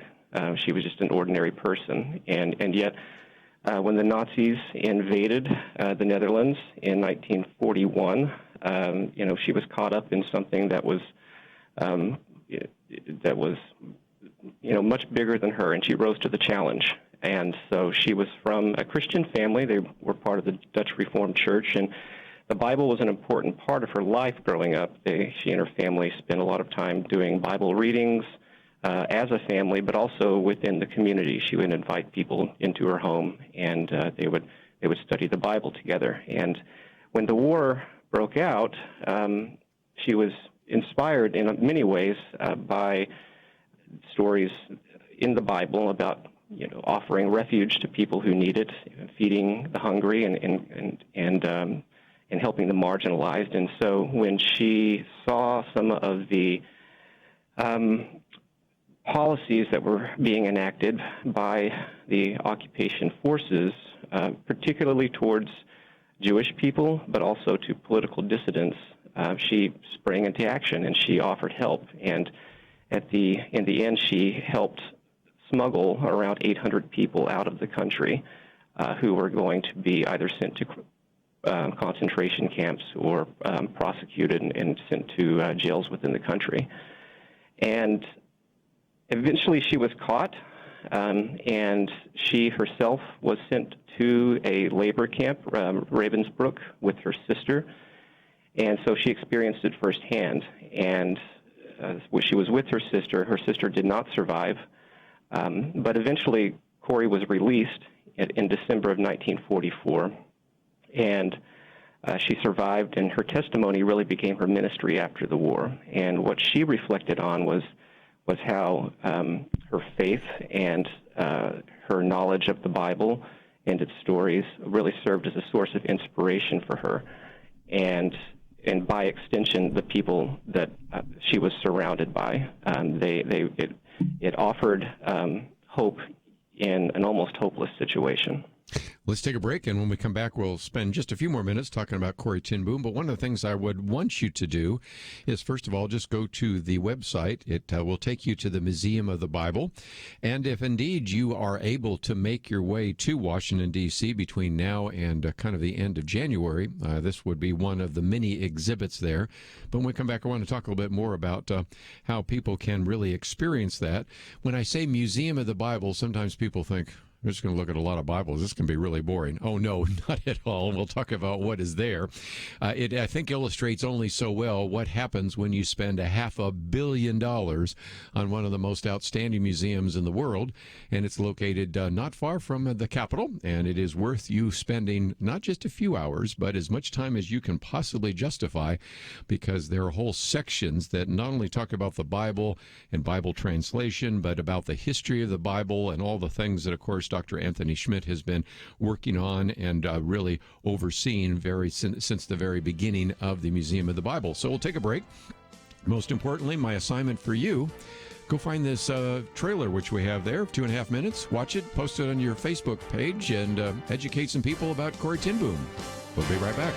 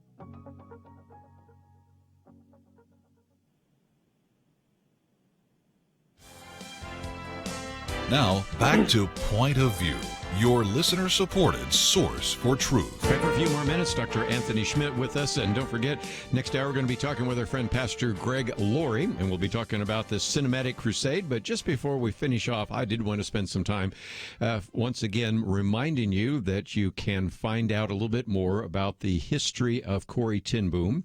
This 2.5-minute trailer gives you an idea of the exhibit that already exists right now at the Museum of the Bible, and I think you will gain a great deal go there. You may want to get one of Corrie ten Boom's books, or maybe even go back and watch the movie I mentioned, The Hiding Place, or some of the others that have been written about her life. And so that is all front and center. But let's, if we can, for just a minute, Dr. Schmidt, talk about some of the other resources that are at the Museum of the Bible, because I've said before that if you get there, there's a section there called Plan Your Visits, and you better, because you can spend easily a week. Now, I tend to want to spend a lot of my time on the third floor, but nevertheless, let's talk about even on the second floor. How many museums do you go to where you actually get kind of a ride? It's sort of that. It's called Washington Revelations, and it's where you kind of fly, you can get you a little bit seasick if you're not careful, through Washington, D.C. and see all the biblical references. Then you have, of course, the Hebrew Bible experience. I took pictures of the world of the Jesus of Nazareth. Somebody looked at that and said, I didn't know you were in Israel. I said, no, I'm in Washington, D.C. That looks just like Israel. That's exactly what it looks like. And then you got this 270-degree theater that exists for you to watch all sorts of things. So it's really, even though it is a museum, it's something like what most people have never experienced before. Have I done a pretty good job of trying to give an overview of what it would be like for people to walk through that door and begin to partake of some of the things that are there at the theater and in the museum? Yes, you have. It's we try to offer something for all age groups and all backgrounds and persuasions. So we have standard exhibit fare, so displays and artifacts. But we also try to create an immersive environment for you, even within our permanent galleries, so you feel like you are stepping into almost a different world when you go into, say, the history floor or the impact floor. And as you mentioned, we have kind of more experiential offerings. So the Hebrew Bible walkthrough is one of them, and the Washington Revelations ride that you can fly through D.C. as you described and see biblical references, and so we try to make the Bible and present its history and impact in a way that is compelling and entertaining as well. Let's, if we can, talk about your expertise, because you focused on, of course, history and evangelical history. You have a whole section there that talks about the influence of the Bible. We're talking about the First Great Awakening, the Second Great Awakening that has taken place. We talk about some of the various revivals and those kinds of things. The social action. Earlier, I did an interview in which we talked about we just had the 100th anniversary of the 19th Amendment for providing women's suffrage.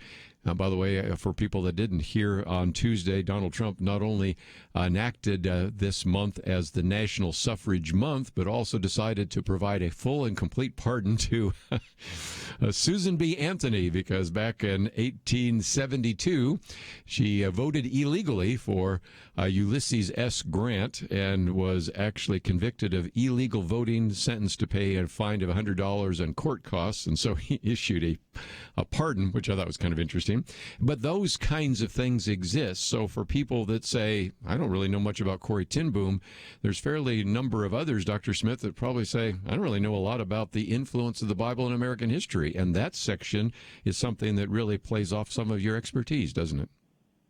That's correct. And there are a number of examples that you could point to in addition to Susan B. Anthony. And so, as you mentioned, the Great Awakening and the Second Great Awakening is fairly well. Both of those are fairly well known. But in the late 19th century, there are a lot of reform movements that really shaped American society, and we're living with those. We've inherited kind of the fruit of those reform movements. Women's suffrage would be one of them. The rise of places of higher education, specifically historically black colleges and universities after the Civil War. Many of those were founded by philanthropic groups that were church-based or that drew a lot of revenue from churches and missionary societies. So it's all around us, and we really try to of course hit some of those well-known stories, but also to highlight some of the lesser-known stories as well. So again, if people would want to go to the Museum of the Bible, it's probably best to register online, because I know you get a little bit of a discount before you walk in the door. And also, it is good to maybe fill out some of the information, because then it helps really, it's all kind of artificial intelligence figuring out which floors you want to go to, which sections you want to go to. But be forewarned, if you think, oh, well, we'll cover all of it really quickly, you won't. There is just an enormous amount that is packed into that museum, and I've heard people say that you could spend the better part of a week just trying to go and look at every one of the exhibits and listen to every one of the audio pieces. So again, you can go to the Museum of the Bible. We have a link there, and we also have a link to the information about the Corrie Ten Boom Light of Hope exhibit, which is on now and will be until January. And so if you've always thought about going to Washington, D.C., this would be a great time to go, and make sure you stop at the Museum of the Bible. If there's no chance that you're going to go to the museum, you might still watch the trailer, because it'll educate you a little bit about an individual that certainly has left a very long legacy. So Dr. Anthony Schmidt, we appreciate you joining us today here on Point of View. Thank you for having me. Let's take a break, and when we come back, we're going to talk with Pastor Greg Laurie, and this is something very new. It's called A Rush of Hope. It's what is called a cinematic crusade, which will be taking place using streaming channels. Now, you recognize that in the past, we have had Pastor Laurie on this program many times talking about the Crusades, and what an incredible number of very powerful and dynamic crusades that have taken place. I think you also can recognize it's going to be a lot more difficult to actually have an in-person crusade.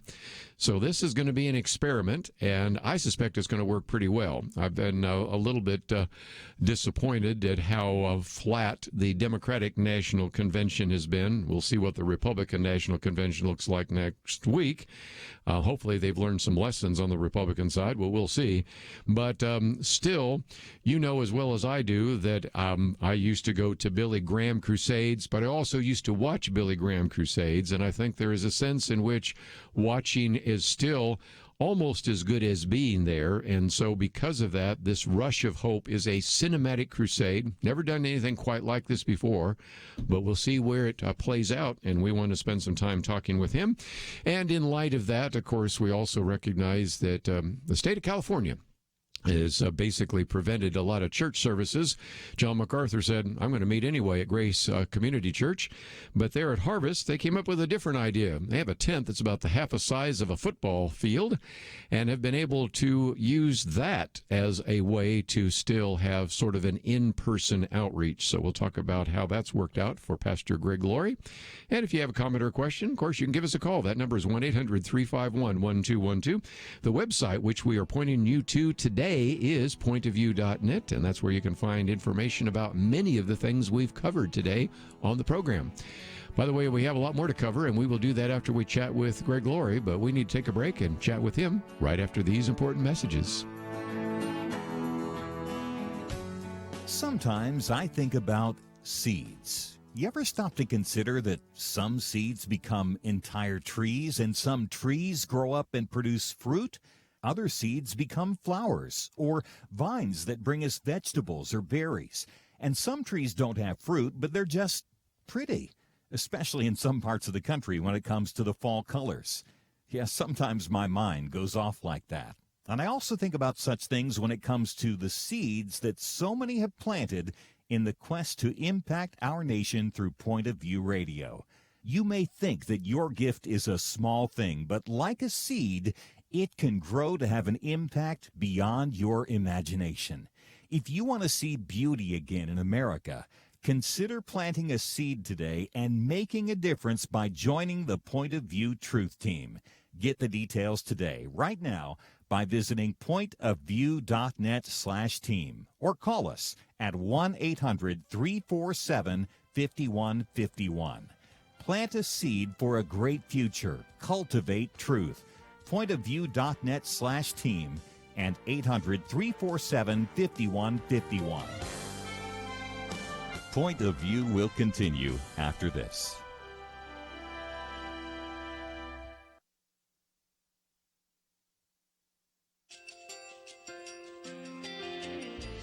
I just want to thank you so much for all the wonderful programming you have. You're just absolutely fantastic. I recently started listening to Point of View, and I really found it interesting because of the different subjects you cover. Thank you for that. I really appreciate everything that you do in keeping us informed. Thank you, Kerby, for everything that you have been doing. I appreciate all the work that you're doing, advocating for the Word of God. Thank you so much. Point of view, I think, is absolutely necessary because it's a Christian perspective, a biblical worldview perspective, and receive very current, up-to-date information about what is really going on, week to week in our culture, which is changing so rapidly, and yet it's morally sliding backwards. Yeah, I'm just, first of all, I thank you guys. Y'all's program is wonderful, and enjoy it every day. I learn so much every time I listen to it. Point of View Radio Talk Show.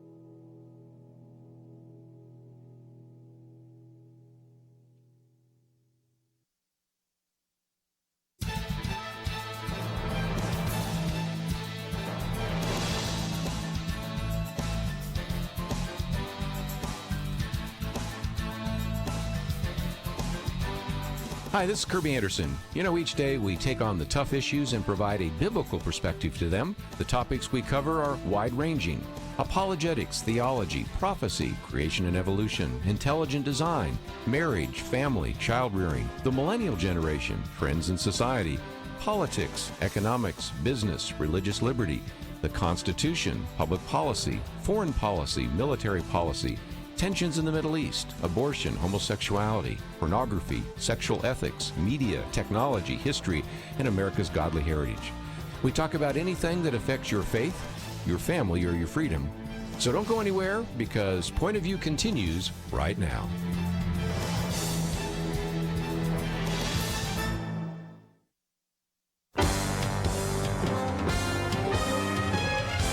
Across America, live. This is Point of View.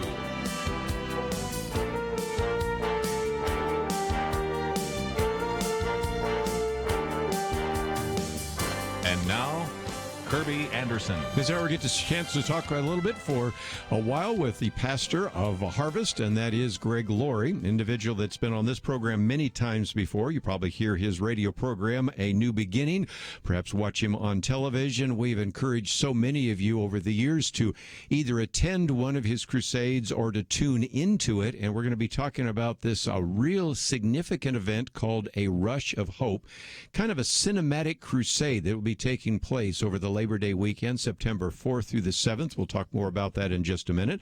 Individual that we've interviewed on this program many times on a number of different books: A Lost Boy, his own story, The Jesus Revolution, Tell Someone, but also some of these books where he's actually taken the story of an individual like Steve McQueen or Johnny Cash and used that in an evangelistic way. And I'm looking forward to a future interview I hope we'll be able to do with him on World Changers, how God uses ordinary people to do extraordinary things, coming out next month. Always a delight to have you on the program with us. Hey, Kerby, great to be with you. Thanks for having me on. Let's, if we can, for just a minute, get an update on your church. We have been talking mostly about John MacArthur and the contempt citations and fines and those kinds of things. But the choice that you've had has been to put together a tent, and I've had a chance to see that and show that to some of the individuals. That's about half the size of a football field. So it's been a way in which you have not been under the same kind of scrutiny as him. And how's that worked out with this idea of doing an in-person survey, basically outdoors? Kerby, it's worked out great. Here's the way I look at it. As I said to our people last week, look, I have two objectives. I want to keep you safe, and I want to see people get saved. And so we have taken a middle ground approach. Instead of basically defying the government and putting people in tightly into a packed sanctuary or completely being shut down, we are meeting, but we're in a tent. And I have to tell you, the energy, the excitement of that tent is kind of higher than it is normally in our sanctuary. And I think we have to remember that the church is when God's people gather. It really doesn't matter where we gather. I mean, the early church, it says they went from house to house. They met in the temple. As we go through church history, they met in catacombs. They met in fields. They built facilities. And I think sometimes people feel the only way we can have church is if we're in an air-conditioned facility. That's one way to have church, but it's certainly not the only way. And we're maintaining social distancing and encouraging mask wearing. And that's what I mean when I want to see people be safe. And so that's the position we've taken, and it's worked out very well for us. And again, you can find out more by going to Harvest Christian Fellowship. Watch the videos, because he's certainly right on target in terms of the enthusiasm to keep people safe, but also to keep people saved and to get people saved. And that brings us to Labor Day weekend, a streaming digital event. Now, this is kind of unprecedented, but before you came on, I said, look, I used to go to Billy Graham crusades in person, but I'd also watch Billy Graham crusades on television. Mm-hmm. And I think in some respects, this cinematic crusade has a lot of potential. But tell us what's going to take place. Yeah, it does. And here's how I know it has potential. When we had the shutdown, the initial shutdown, remember when we were supposed to stay at home for 14 days? Well, it kind of got extended beyond that, didn't it? But so we went strictly online. as most churches did. And we were amazed at the immediate audience that we had. It went up really quickly, like from 10,000 to like 100,000. And then it kept growing. And then President Trump sent out a tweet saying he was going to watch our church service on Palm Sunday. And we had 1,200,000 people join us for our online service. Okay, so in each of these services, I give an invitation for people to come to Christ. So to date, we've had around 85,000 people respond saying they want Christ in their life. So I've realized that this is a massive mission field. We talk about closing the doors of the church. In many ways for us, the doors for our church have never been more open, and we've never reached more people than we're reaching right now. So we've taken this idea of going online and applied it to our crusade, because normally we meet in Angel Stadium. And so when we do that, we'll have 100,000 people in a given church weekend, and we'll have approximately 10,000 people come to Christ. Well, we can't do that this week, or this time, strictly online. But I thought I want to do something that's next level. So I asked my friends, the Irwin brothers, to help me. So this is a cinematic crusade, and what that means is we're going to have scenes from 3 Irwin brother films that are going to be especially edited with introductions for me. We're going to have live performances for King and Country and Mercy Me and Jeremy Camp. And then I'm going to weave my message in, a straightforward presentation of the gospel. And I believe, Kirby, we will see more people come to Christ in this event than we've ever seen in any single event we've ever done, prayerfully and hopefully. So again, Irwin Brothers, of course, we're familiar with some of their films, and so that is going to be an opportunity to weave in some of those pieces that we have seen in some of those films. You'll have Jeremy Camp, you'll have King and Country, Mercy Me, and a number of others. And one of the things that we're trying to do right now is encourage everybody to figure out how to watch the trailer, begin to understand how that is taking place. So we have a link to, of course, you can just simply go to harvest.org and find that. But what's the next step? Because in order to reach more people, you need more people to stream it. So how can that take place? Yeah. Well, I would just ask all your listeners to think about this. This Labor Day weekend, we're going to show this multiple times through the day and night. So there'll be showings that you go to our website, harvest.org, you'll find out when all the showings are. I would encourage people listening to invite someone over to your house, have a barbecue, have a dinner, have a lunch, or breakfast, because it's going to be on multiple times in the day. Invite people to your home that don't know the Lord and watch it with them. It'll be about 1 hour in length. It's going to be it's a film. This is like, I describe it as weaponized art. It's beautiful to look at. You're going to love what you see, but it's going to have the gospel in it, full force. And that would be one way to do it. Another thing would be to send a link to a friend and say, hey, watch this, and let's talk about it afterwards, especially a non-believing friend.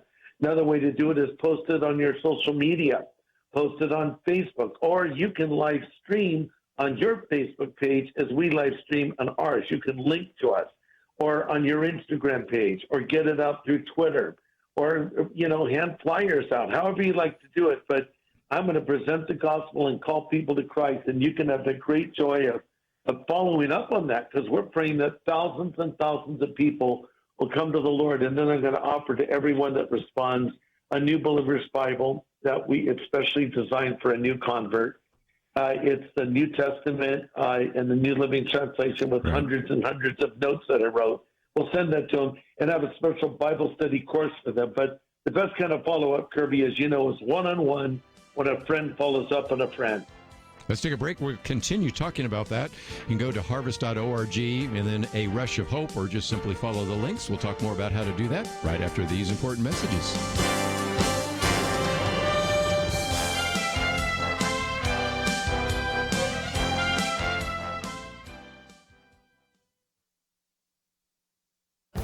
This is Viewpoints with Kerby Anderson. The last 2 months have shown us how easily the veneer of civilized American society can be shattered. We naively assumed that the moral foundations and social institutions would be strong enough to handle a global pandemic and scattered protests and riots. Now we see their weaknesses. Victor Davis Hanson writes about this thin veneer of American civilization and began by focusing on New York City that used to be thriving not so long ago. He says the city is now something of a postmodern apocalyptic movie, reeling from the effects of a neutron bomb. Ditto in various degrees, Minneapolis, Portland, Seattle, and San Francisco. On more than one occasion, I've mentioned in my commentaries that most of us lived in a world with a live and let live social philosophy. I do that in part to explain to a younger generation what life used to be like before university professors encouraged their students to hate America and to protest even microaggressions. Nearly everything is under attack. It's not just statues that are being pulled down. Movies and TV programs are being pulled down from services on the internet. Comedians are complaining that they can't even make a joke without facing the cancel culture. Meanwhile, out in the streets, it's getting dangerous. Hanson reminds us that once upon a time, trying to torch a federal courthouse would earn years in prison, and simply taking over a large chunk of a downtown to recreate Lord of the Flies was unthinkable. Not now. Today, you can go to jail for reopening a gym that requires masks, social distancing, and constant cleaning with antiseptics. In the book of Isaiah, there is a warning of a nation that calls evil good and good evil. It sounds like American society today. I'm Kerby Anderson, and that's my point of view. For a free copy of Kerby's booklet, A Biblical View on Racism, go to viewpoints.info/racism. That's viewpoints.info/racism.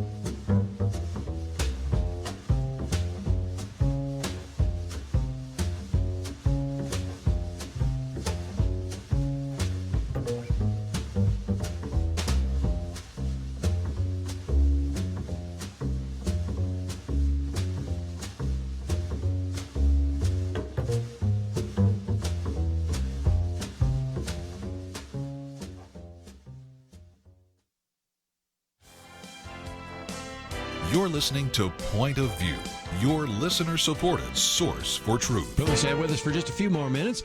Pastor Greg Laurie, as we talk about the rush of hope, or a rush of hope. You can go to harvest.org/a rush of hope, or simply just follow the link. You'll notice at the bottom there's a place for you to invite somebody. We're already talking about where you could actually share that with individuals on Facebook or Instagram or Twitter, whatever that might be. If you go there, you're going to see that the graphics are so well done. It looks like a drive-in, and it has a marquee up there, Greg Laurie, King of Country, Mercy Me, Jeremy Camp. That has kind of a movie look to it. So this is more than just an evangelistic crusade. It's really a cinematic crusade.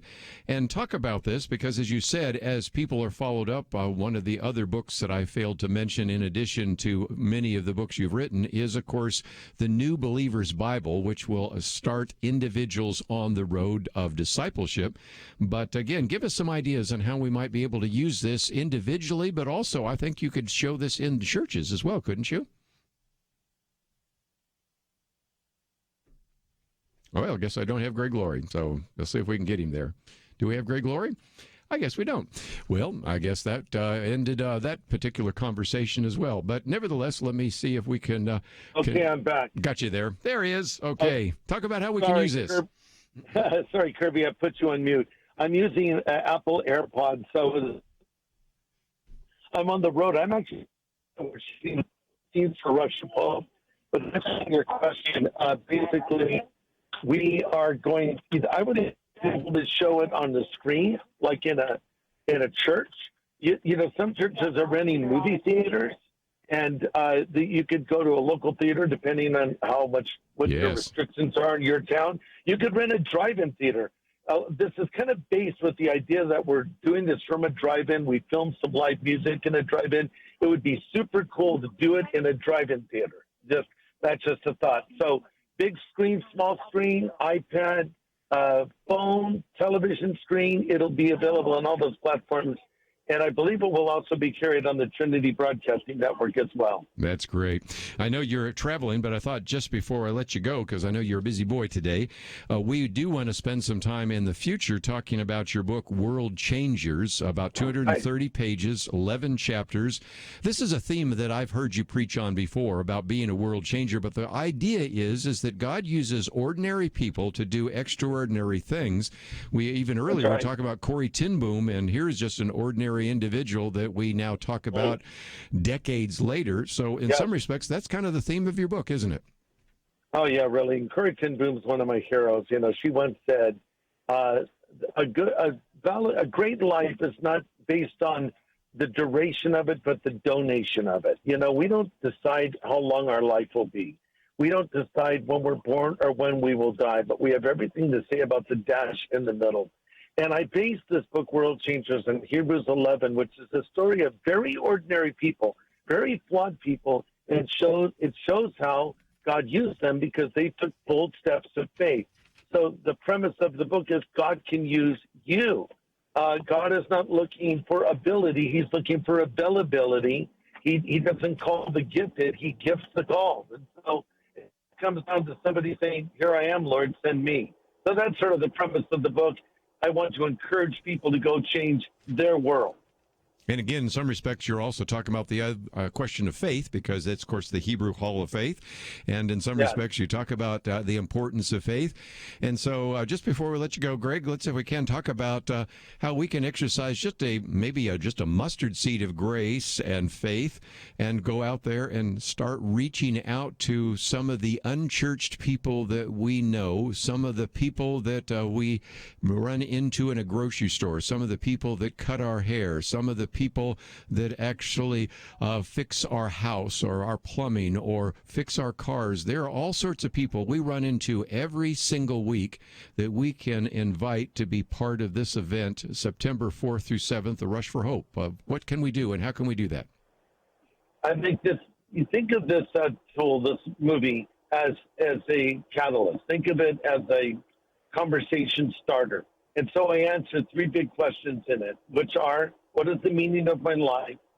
Why am I here on this earth? And what happens after I die?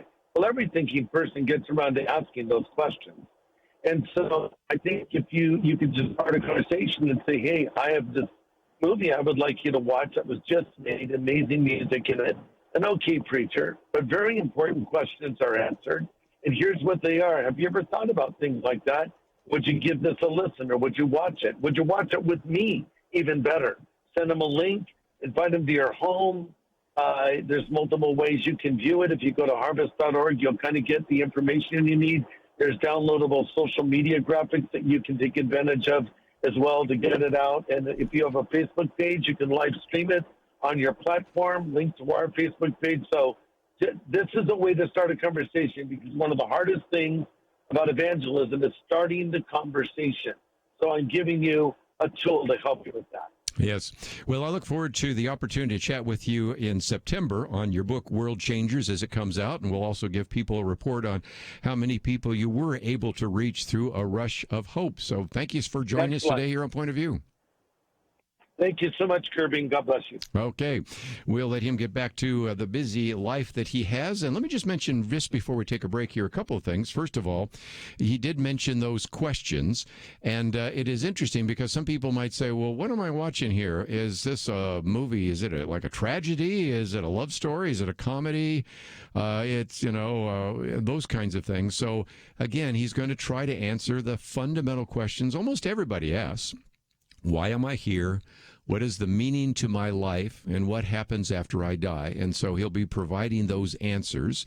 There is an opportunity, because this is going to be more of a cinematic crusade, so it won't be your typical crusade. You're going to have a chance, because you are working with the Irwin brothers, to see some of those films that many of us have already promoted and many of you have actually seen. So you'll see some clips from that. Of course, there are going to be some various artists as well, things like Jeremy Camp and King and Country, Mercy Me, and things like that. So those are going to be, I think, real opportunities to mix both cinematic focus like Woodlawn and I Still Believe and things like that with, of course, some of the music. And then interspersed with that, they also are shooting some of that in a drive-in. And I do think that's a great idea, because if you go to the website right now, harvest.org, you will notice something really dramatic, and that is they have this picture of a drive-in, and then the marquee out there for a drive-in that says Harvest Rush of Hope looks just like that. Then off to the other side, you look like something that might have been produced by Hollywood as kind of a film trailer. So there's been a tremendous amount of creativity being used in that regard. And as he pointed out on Palm Sunday, when President Donald Trump said, I'm going to be watching the Palm Sunday broadcast from Harvest Christian Fellowship, he had 1.2 million people watch that.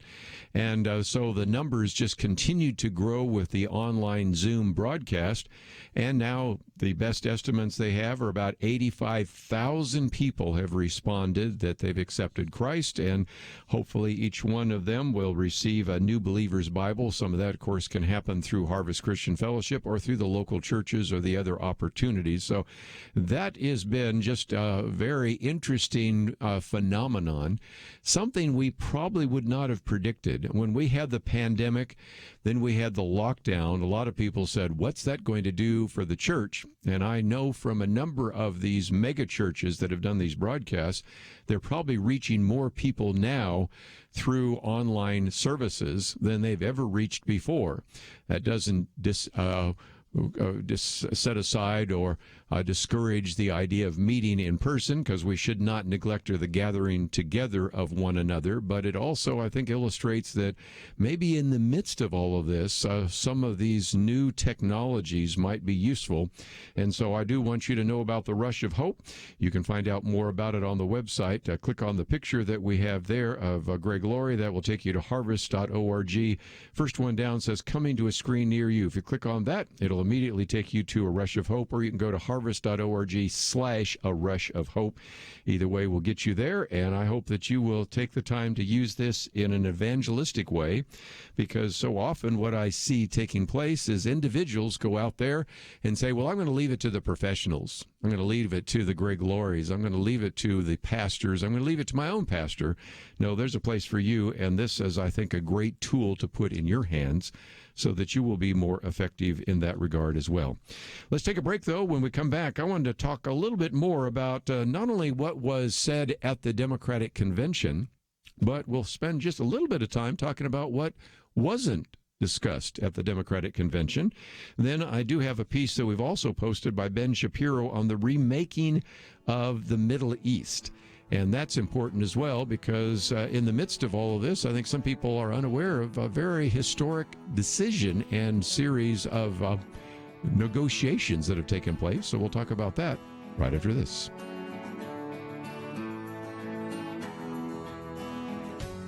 "2020. It's been a pretty eventful year. We've experienced international tensions over the coronavirus and lockdowns, economic uncertainties, cities overrun by protests, rioting, and looters, and coming soon, a presidential election.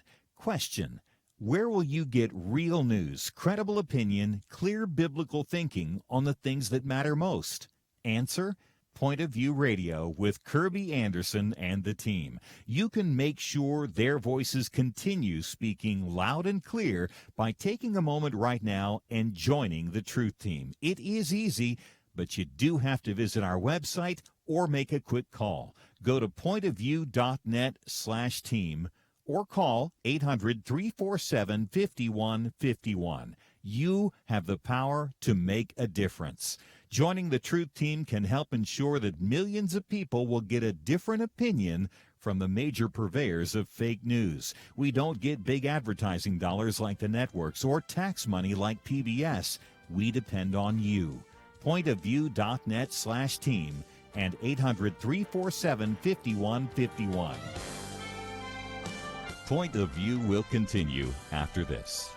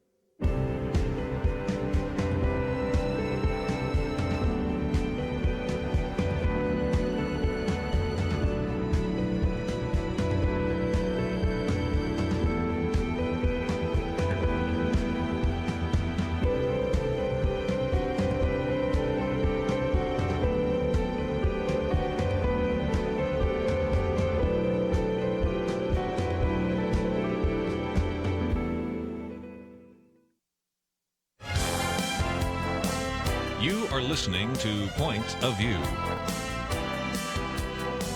The opinions expressed on Point of View do not necessarily reflect the views of the management or staff of this station.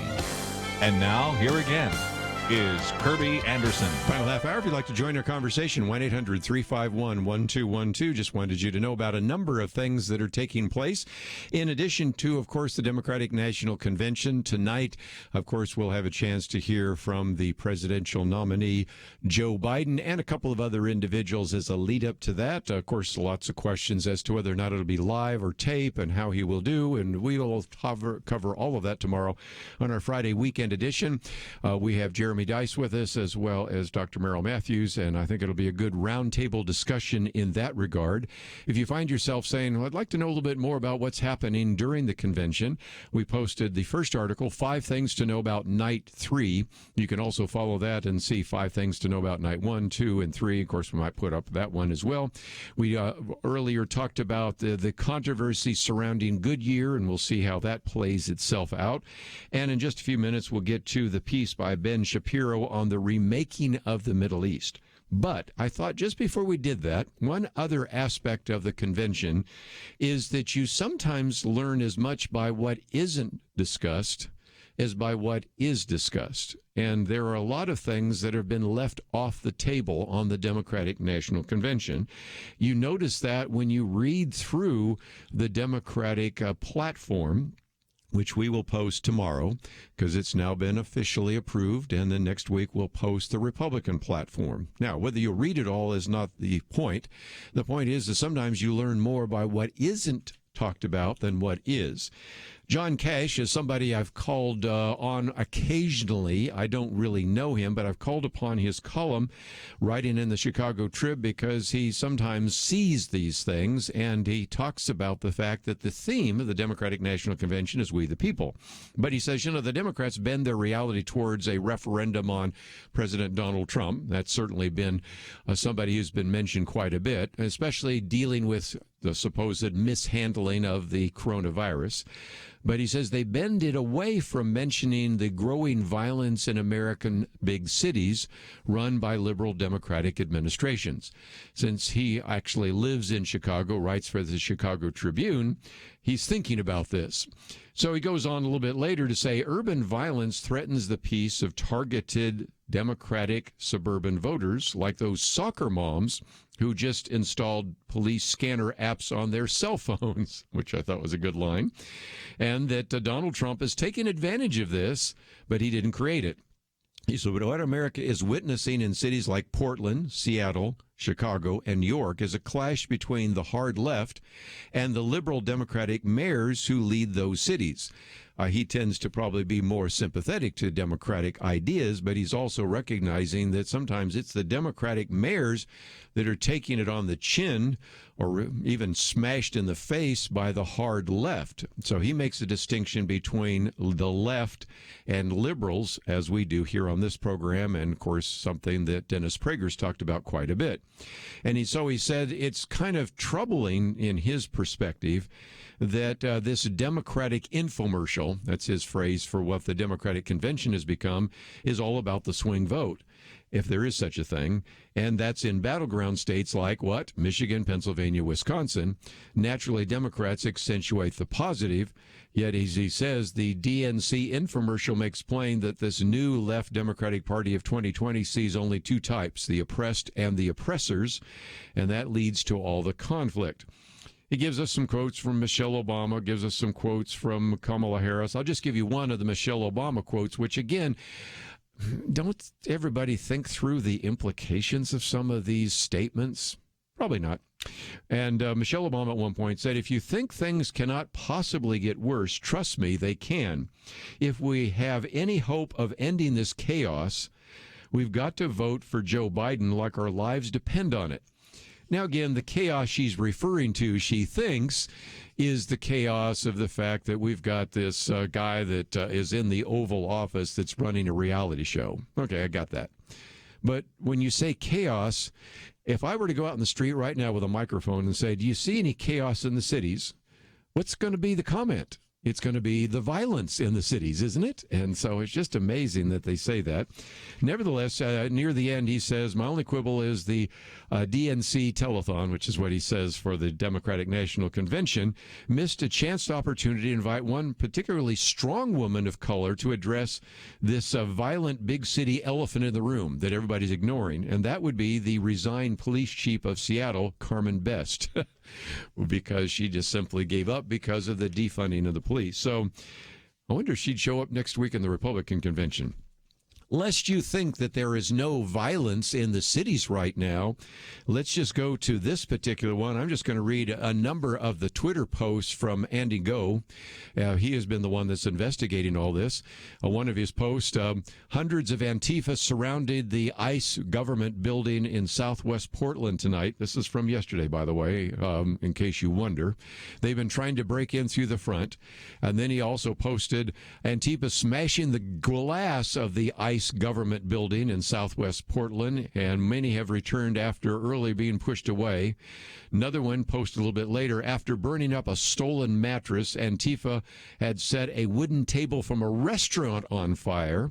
This is all happening last night, by the way, and you're getting zero coverage about this. You are hearing about this, no doubt, for the first time here on Point of View. Then a man in a wheelchair is used as a human shield at the Antifa riot at the ICE building. Then the fire Antifa started has grown considerably. This is a residential area. Officers retreated after clearing most of this away from the ICE government building. They're trying to break inside. Now Antifa is just setting random stuff on fire.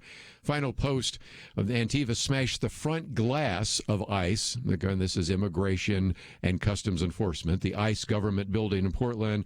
Officers responded to clear them out. Many of these people wearing press markings because then they don't get shot or, had any kind of a rubber bullet shot at them. Unless you think, well, Andy Go, he's been beat up by Antifa, so he just hates them and he's got a biased perspective. Let me now just read for you what actually has been the news report that was able to get out. Riots have continued nearly every night since the nationwide protesters began in late May. Democrats who claim the protests are peaceful did not even mention them at the Democratic National Convention this week.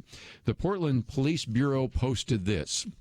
In the evening hours of last night, that would be August 19th, a group of a couple hundred people gathered at Elizabeth Crothers Park, located in South Moody Avenue, for a march that began at 9:15 p.m., a time when everybody probably should just be heading for bed. The march proceeded to the Immigration and Customs Enforcement building. When the group reached the building, they blocked traffic. Then several people in the crowd were carrying shields, wearing helmets, gas masks. At approximately 9:28, members of the group approached the windows and doors of the ICE building. These people began shining lights and lasers at federal officers. Group members began kicking and banging on the doors. At 10:18 p.m., Portland police officers began to disperse the crowds. Officers dispersed the crowds. Glass bottles and rocks were thrown at them. Lots of people in the crowd carrying shields used the shields to resist officers' efforts to disperse the crowd. 10:37 p.m., the crowd returned to the ICE building. Again, this is Immigration and Customs Enforcement. Despite the repeated public address announcements regarding their unlawful assembly, some people in the group began setting up barricades in surrounding streets and even moving a dumpster towards the ICE building. In the past, of course, the dumpsters have been lit on fire and put next to targeted buildings. Federal officers exited the Immigration and Customs Enforcement building. Members of the group began throwing large rocks as well as glass bottles of them. The large rocks were described as the size of baseballs. By 10:49, police officers once again began to disperse the crowd. As the crowd was dispersed, officers were hit with these large rocks. Officers were all hit with full cans of soda and a hammer. Because of the risk of life safety caused by these dangerous projectiles, the gathering was declared a riot. And once it's declared a riot, you know that they can now use tear gas and everything else. That was happening last night during the Democratic National Convention. To be fair, some of that was happening later. because, after all, when you talk about 10 o'clock Pacific time, it is of almost midnight Central time, or 1 o'clock in the morning. So we understand that it couldn't get mentioned at the time, but it illustrates what has been an ongoing battle since late May, and almost no mention about it at the Democratic National Convention. If you find yourself seeing maybe some report about this today, I'd love to know about it, because I got a feeling that there's going to be a complete media blackout, and it illustrates only so well what has not been covered during the Democratic National Convention. We come back from a break, you might say, well, what happens to those people that actually get arrested? Well, they get charged with a federal crime, and I'm going to talk about what happens to them right after these important messages.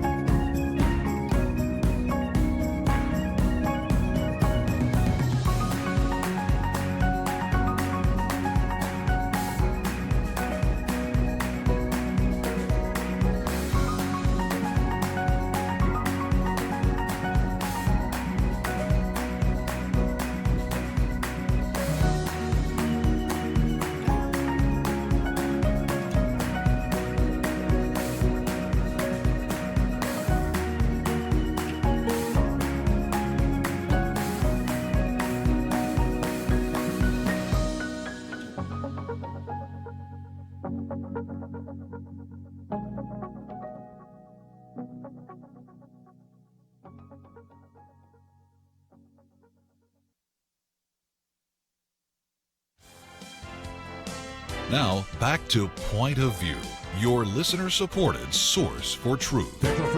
Let me just mention that tomorrow we will have our weekend edition, and we'll have a chance to look at the Democratic National Convention, look ahead to the Republican Convention, and of course then we will certainly see the beginning of a lot of activity in terms of the presidential election, as well as 35 U.S. Senate elections, 435 elections for the House of Representatives, 13 governor's races, and all sorts of other elections for state representatives and local representatives representatives that you may be able to vote for as well.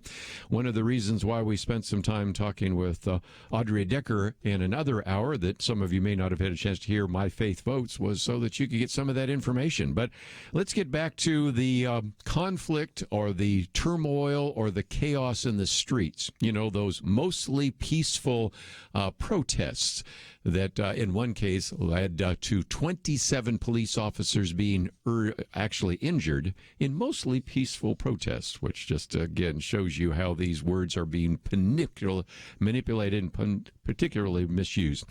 But some of you ask, it's a good question, what happens to those people that get arrested? Is anything going to happen? Well, again, some of those individuals that are arrested by the local law enforcement, they may get out with nothing more than posting bail. But at least 217 people that have been arrested have been charged with a federal crime. That's not good, because it's one thing to be in your local police station or even in your state penitentiary. It is quite another to go to a federal penitentiary, and more than 1,000 arrests have been made, according to the Department of Justice, when it launched its Operation Legend. And so that was an announcement that was made yesterday by the U.S. Attorney General Bill Barr. Now, in addition to 1,000 arrests, over almost, I guess it's nearly 400 firearms have also been seized by the Bureau of Alcohol, Tobacco, Firearms, and Explosives. So those are weapons that were in the hands of what I think we could call domestic terrorists that are off the streets and out of their hands.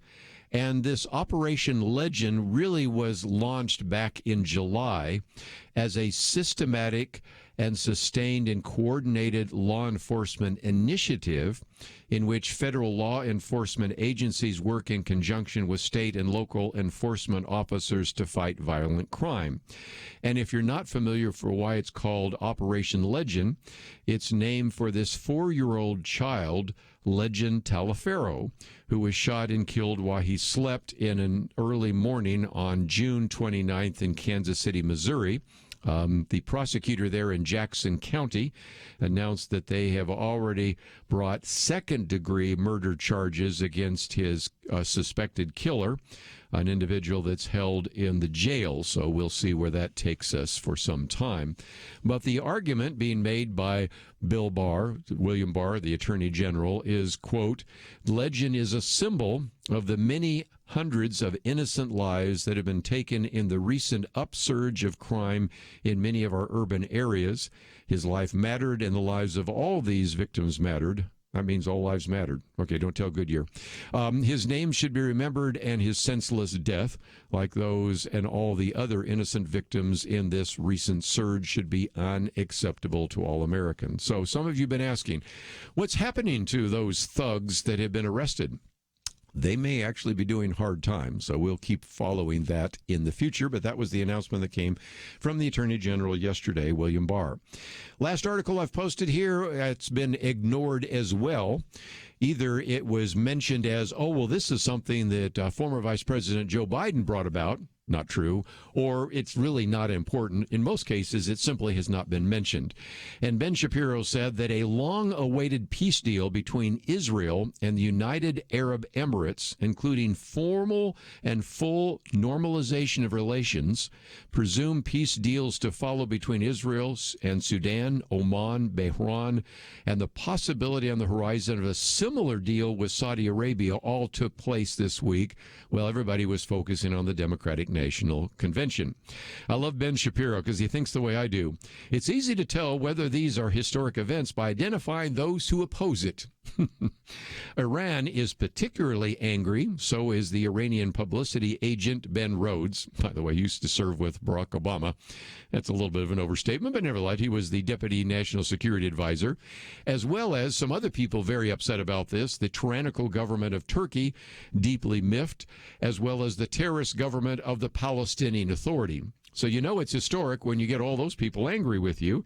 And part of that is simply this. They're angry because the central myth, he says, of American Middle Eastern policy formulated over the course of decades has been exposed. And the myth is simply this.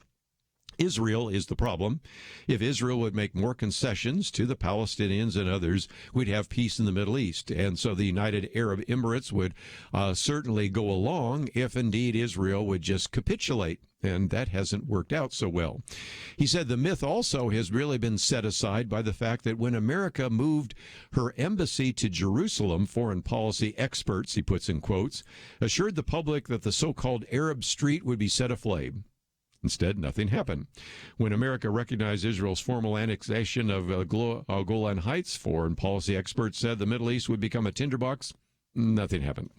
And so, again, what you're starting to see is now Arab nations are openly forming alliances with the Jewish state, fully acknowledging that the Israeli-Palestinian issues remain bilateral in nature.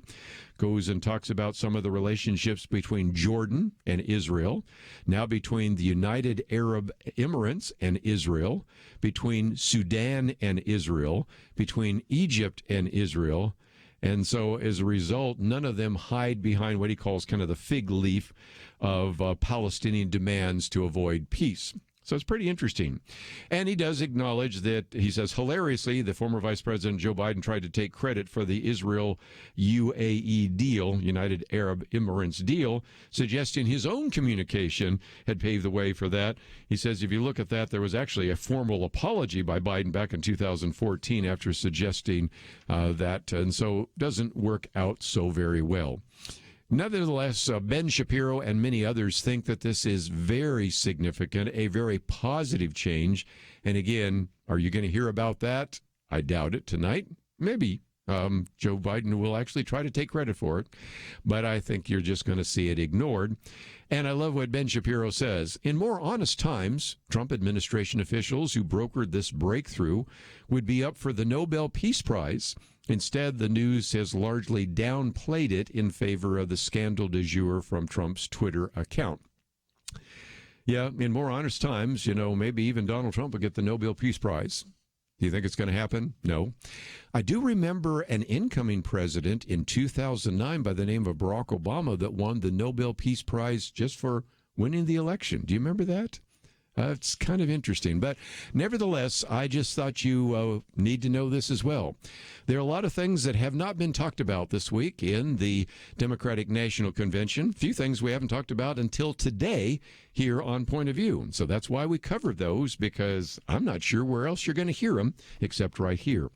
My Viewpoints commentary today is called A Thin Veneer. I borrow that phrase from a very good piece by Victor Davis Hanson, in which I think we started to figure out that this thin veneer of civilization has really been kind of crushed by the pandemic, by the lockdown, by the riots and protest and all the rest. And so it's a argument that maybe we have to pay attention to all these issues, and I hope you'll pay attention especially on how you vote for these individuals that are going to be asking for your vote come November. But that's all we have for today. If you find yourself saying, I want to know a little bit more about the Greg Laurie Rush of Hope Cinematic Crusade or the Museum of the Bible, it's all available at our website, pointofview.net. I want to thank Andrew for his engineering and Steve for his production of this program. We look forward to seeing you tomorrow right here on Friday's Weekend Edition, right here at Point of View. Having civil conversations about important issues seems to be harder and harder. Various media outlets tell people what they should believe, why they should be outraged, and getting people to actually think, well, it can be difficult. Whether it's the gospel, tax issues, social policy, or just about anything else, you need to have solid information and clear thinking to address the hard issues. You need God's truth applied. And that's what you get in less than 2 minutes with Point of View's Viewpoints Commentary, a daily resource to help you be informed and think through the things we need to be talking about. It is free and will arrive in your inbox each day when you visit pointofview.net/signup. Sometimes we know we should say something, but we're silent because we're not quite sure what to say. Viewpoints Commentary can help you break the silence and change the narrative. It can make you a more equipped agent for truth. Get your free subscription to the Viewpoints Commentary at pointofview.net/signup. pointofview.net/signup. Point of View is produced by Point of View Ministries.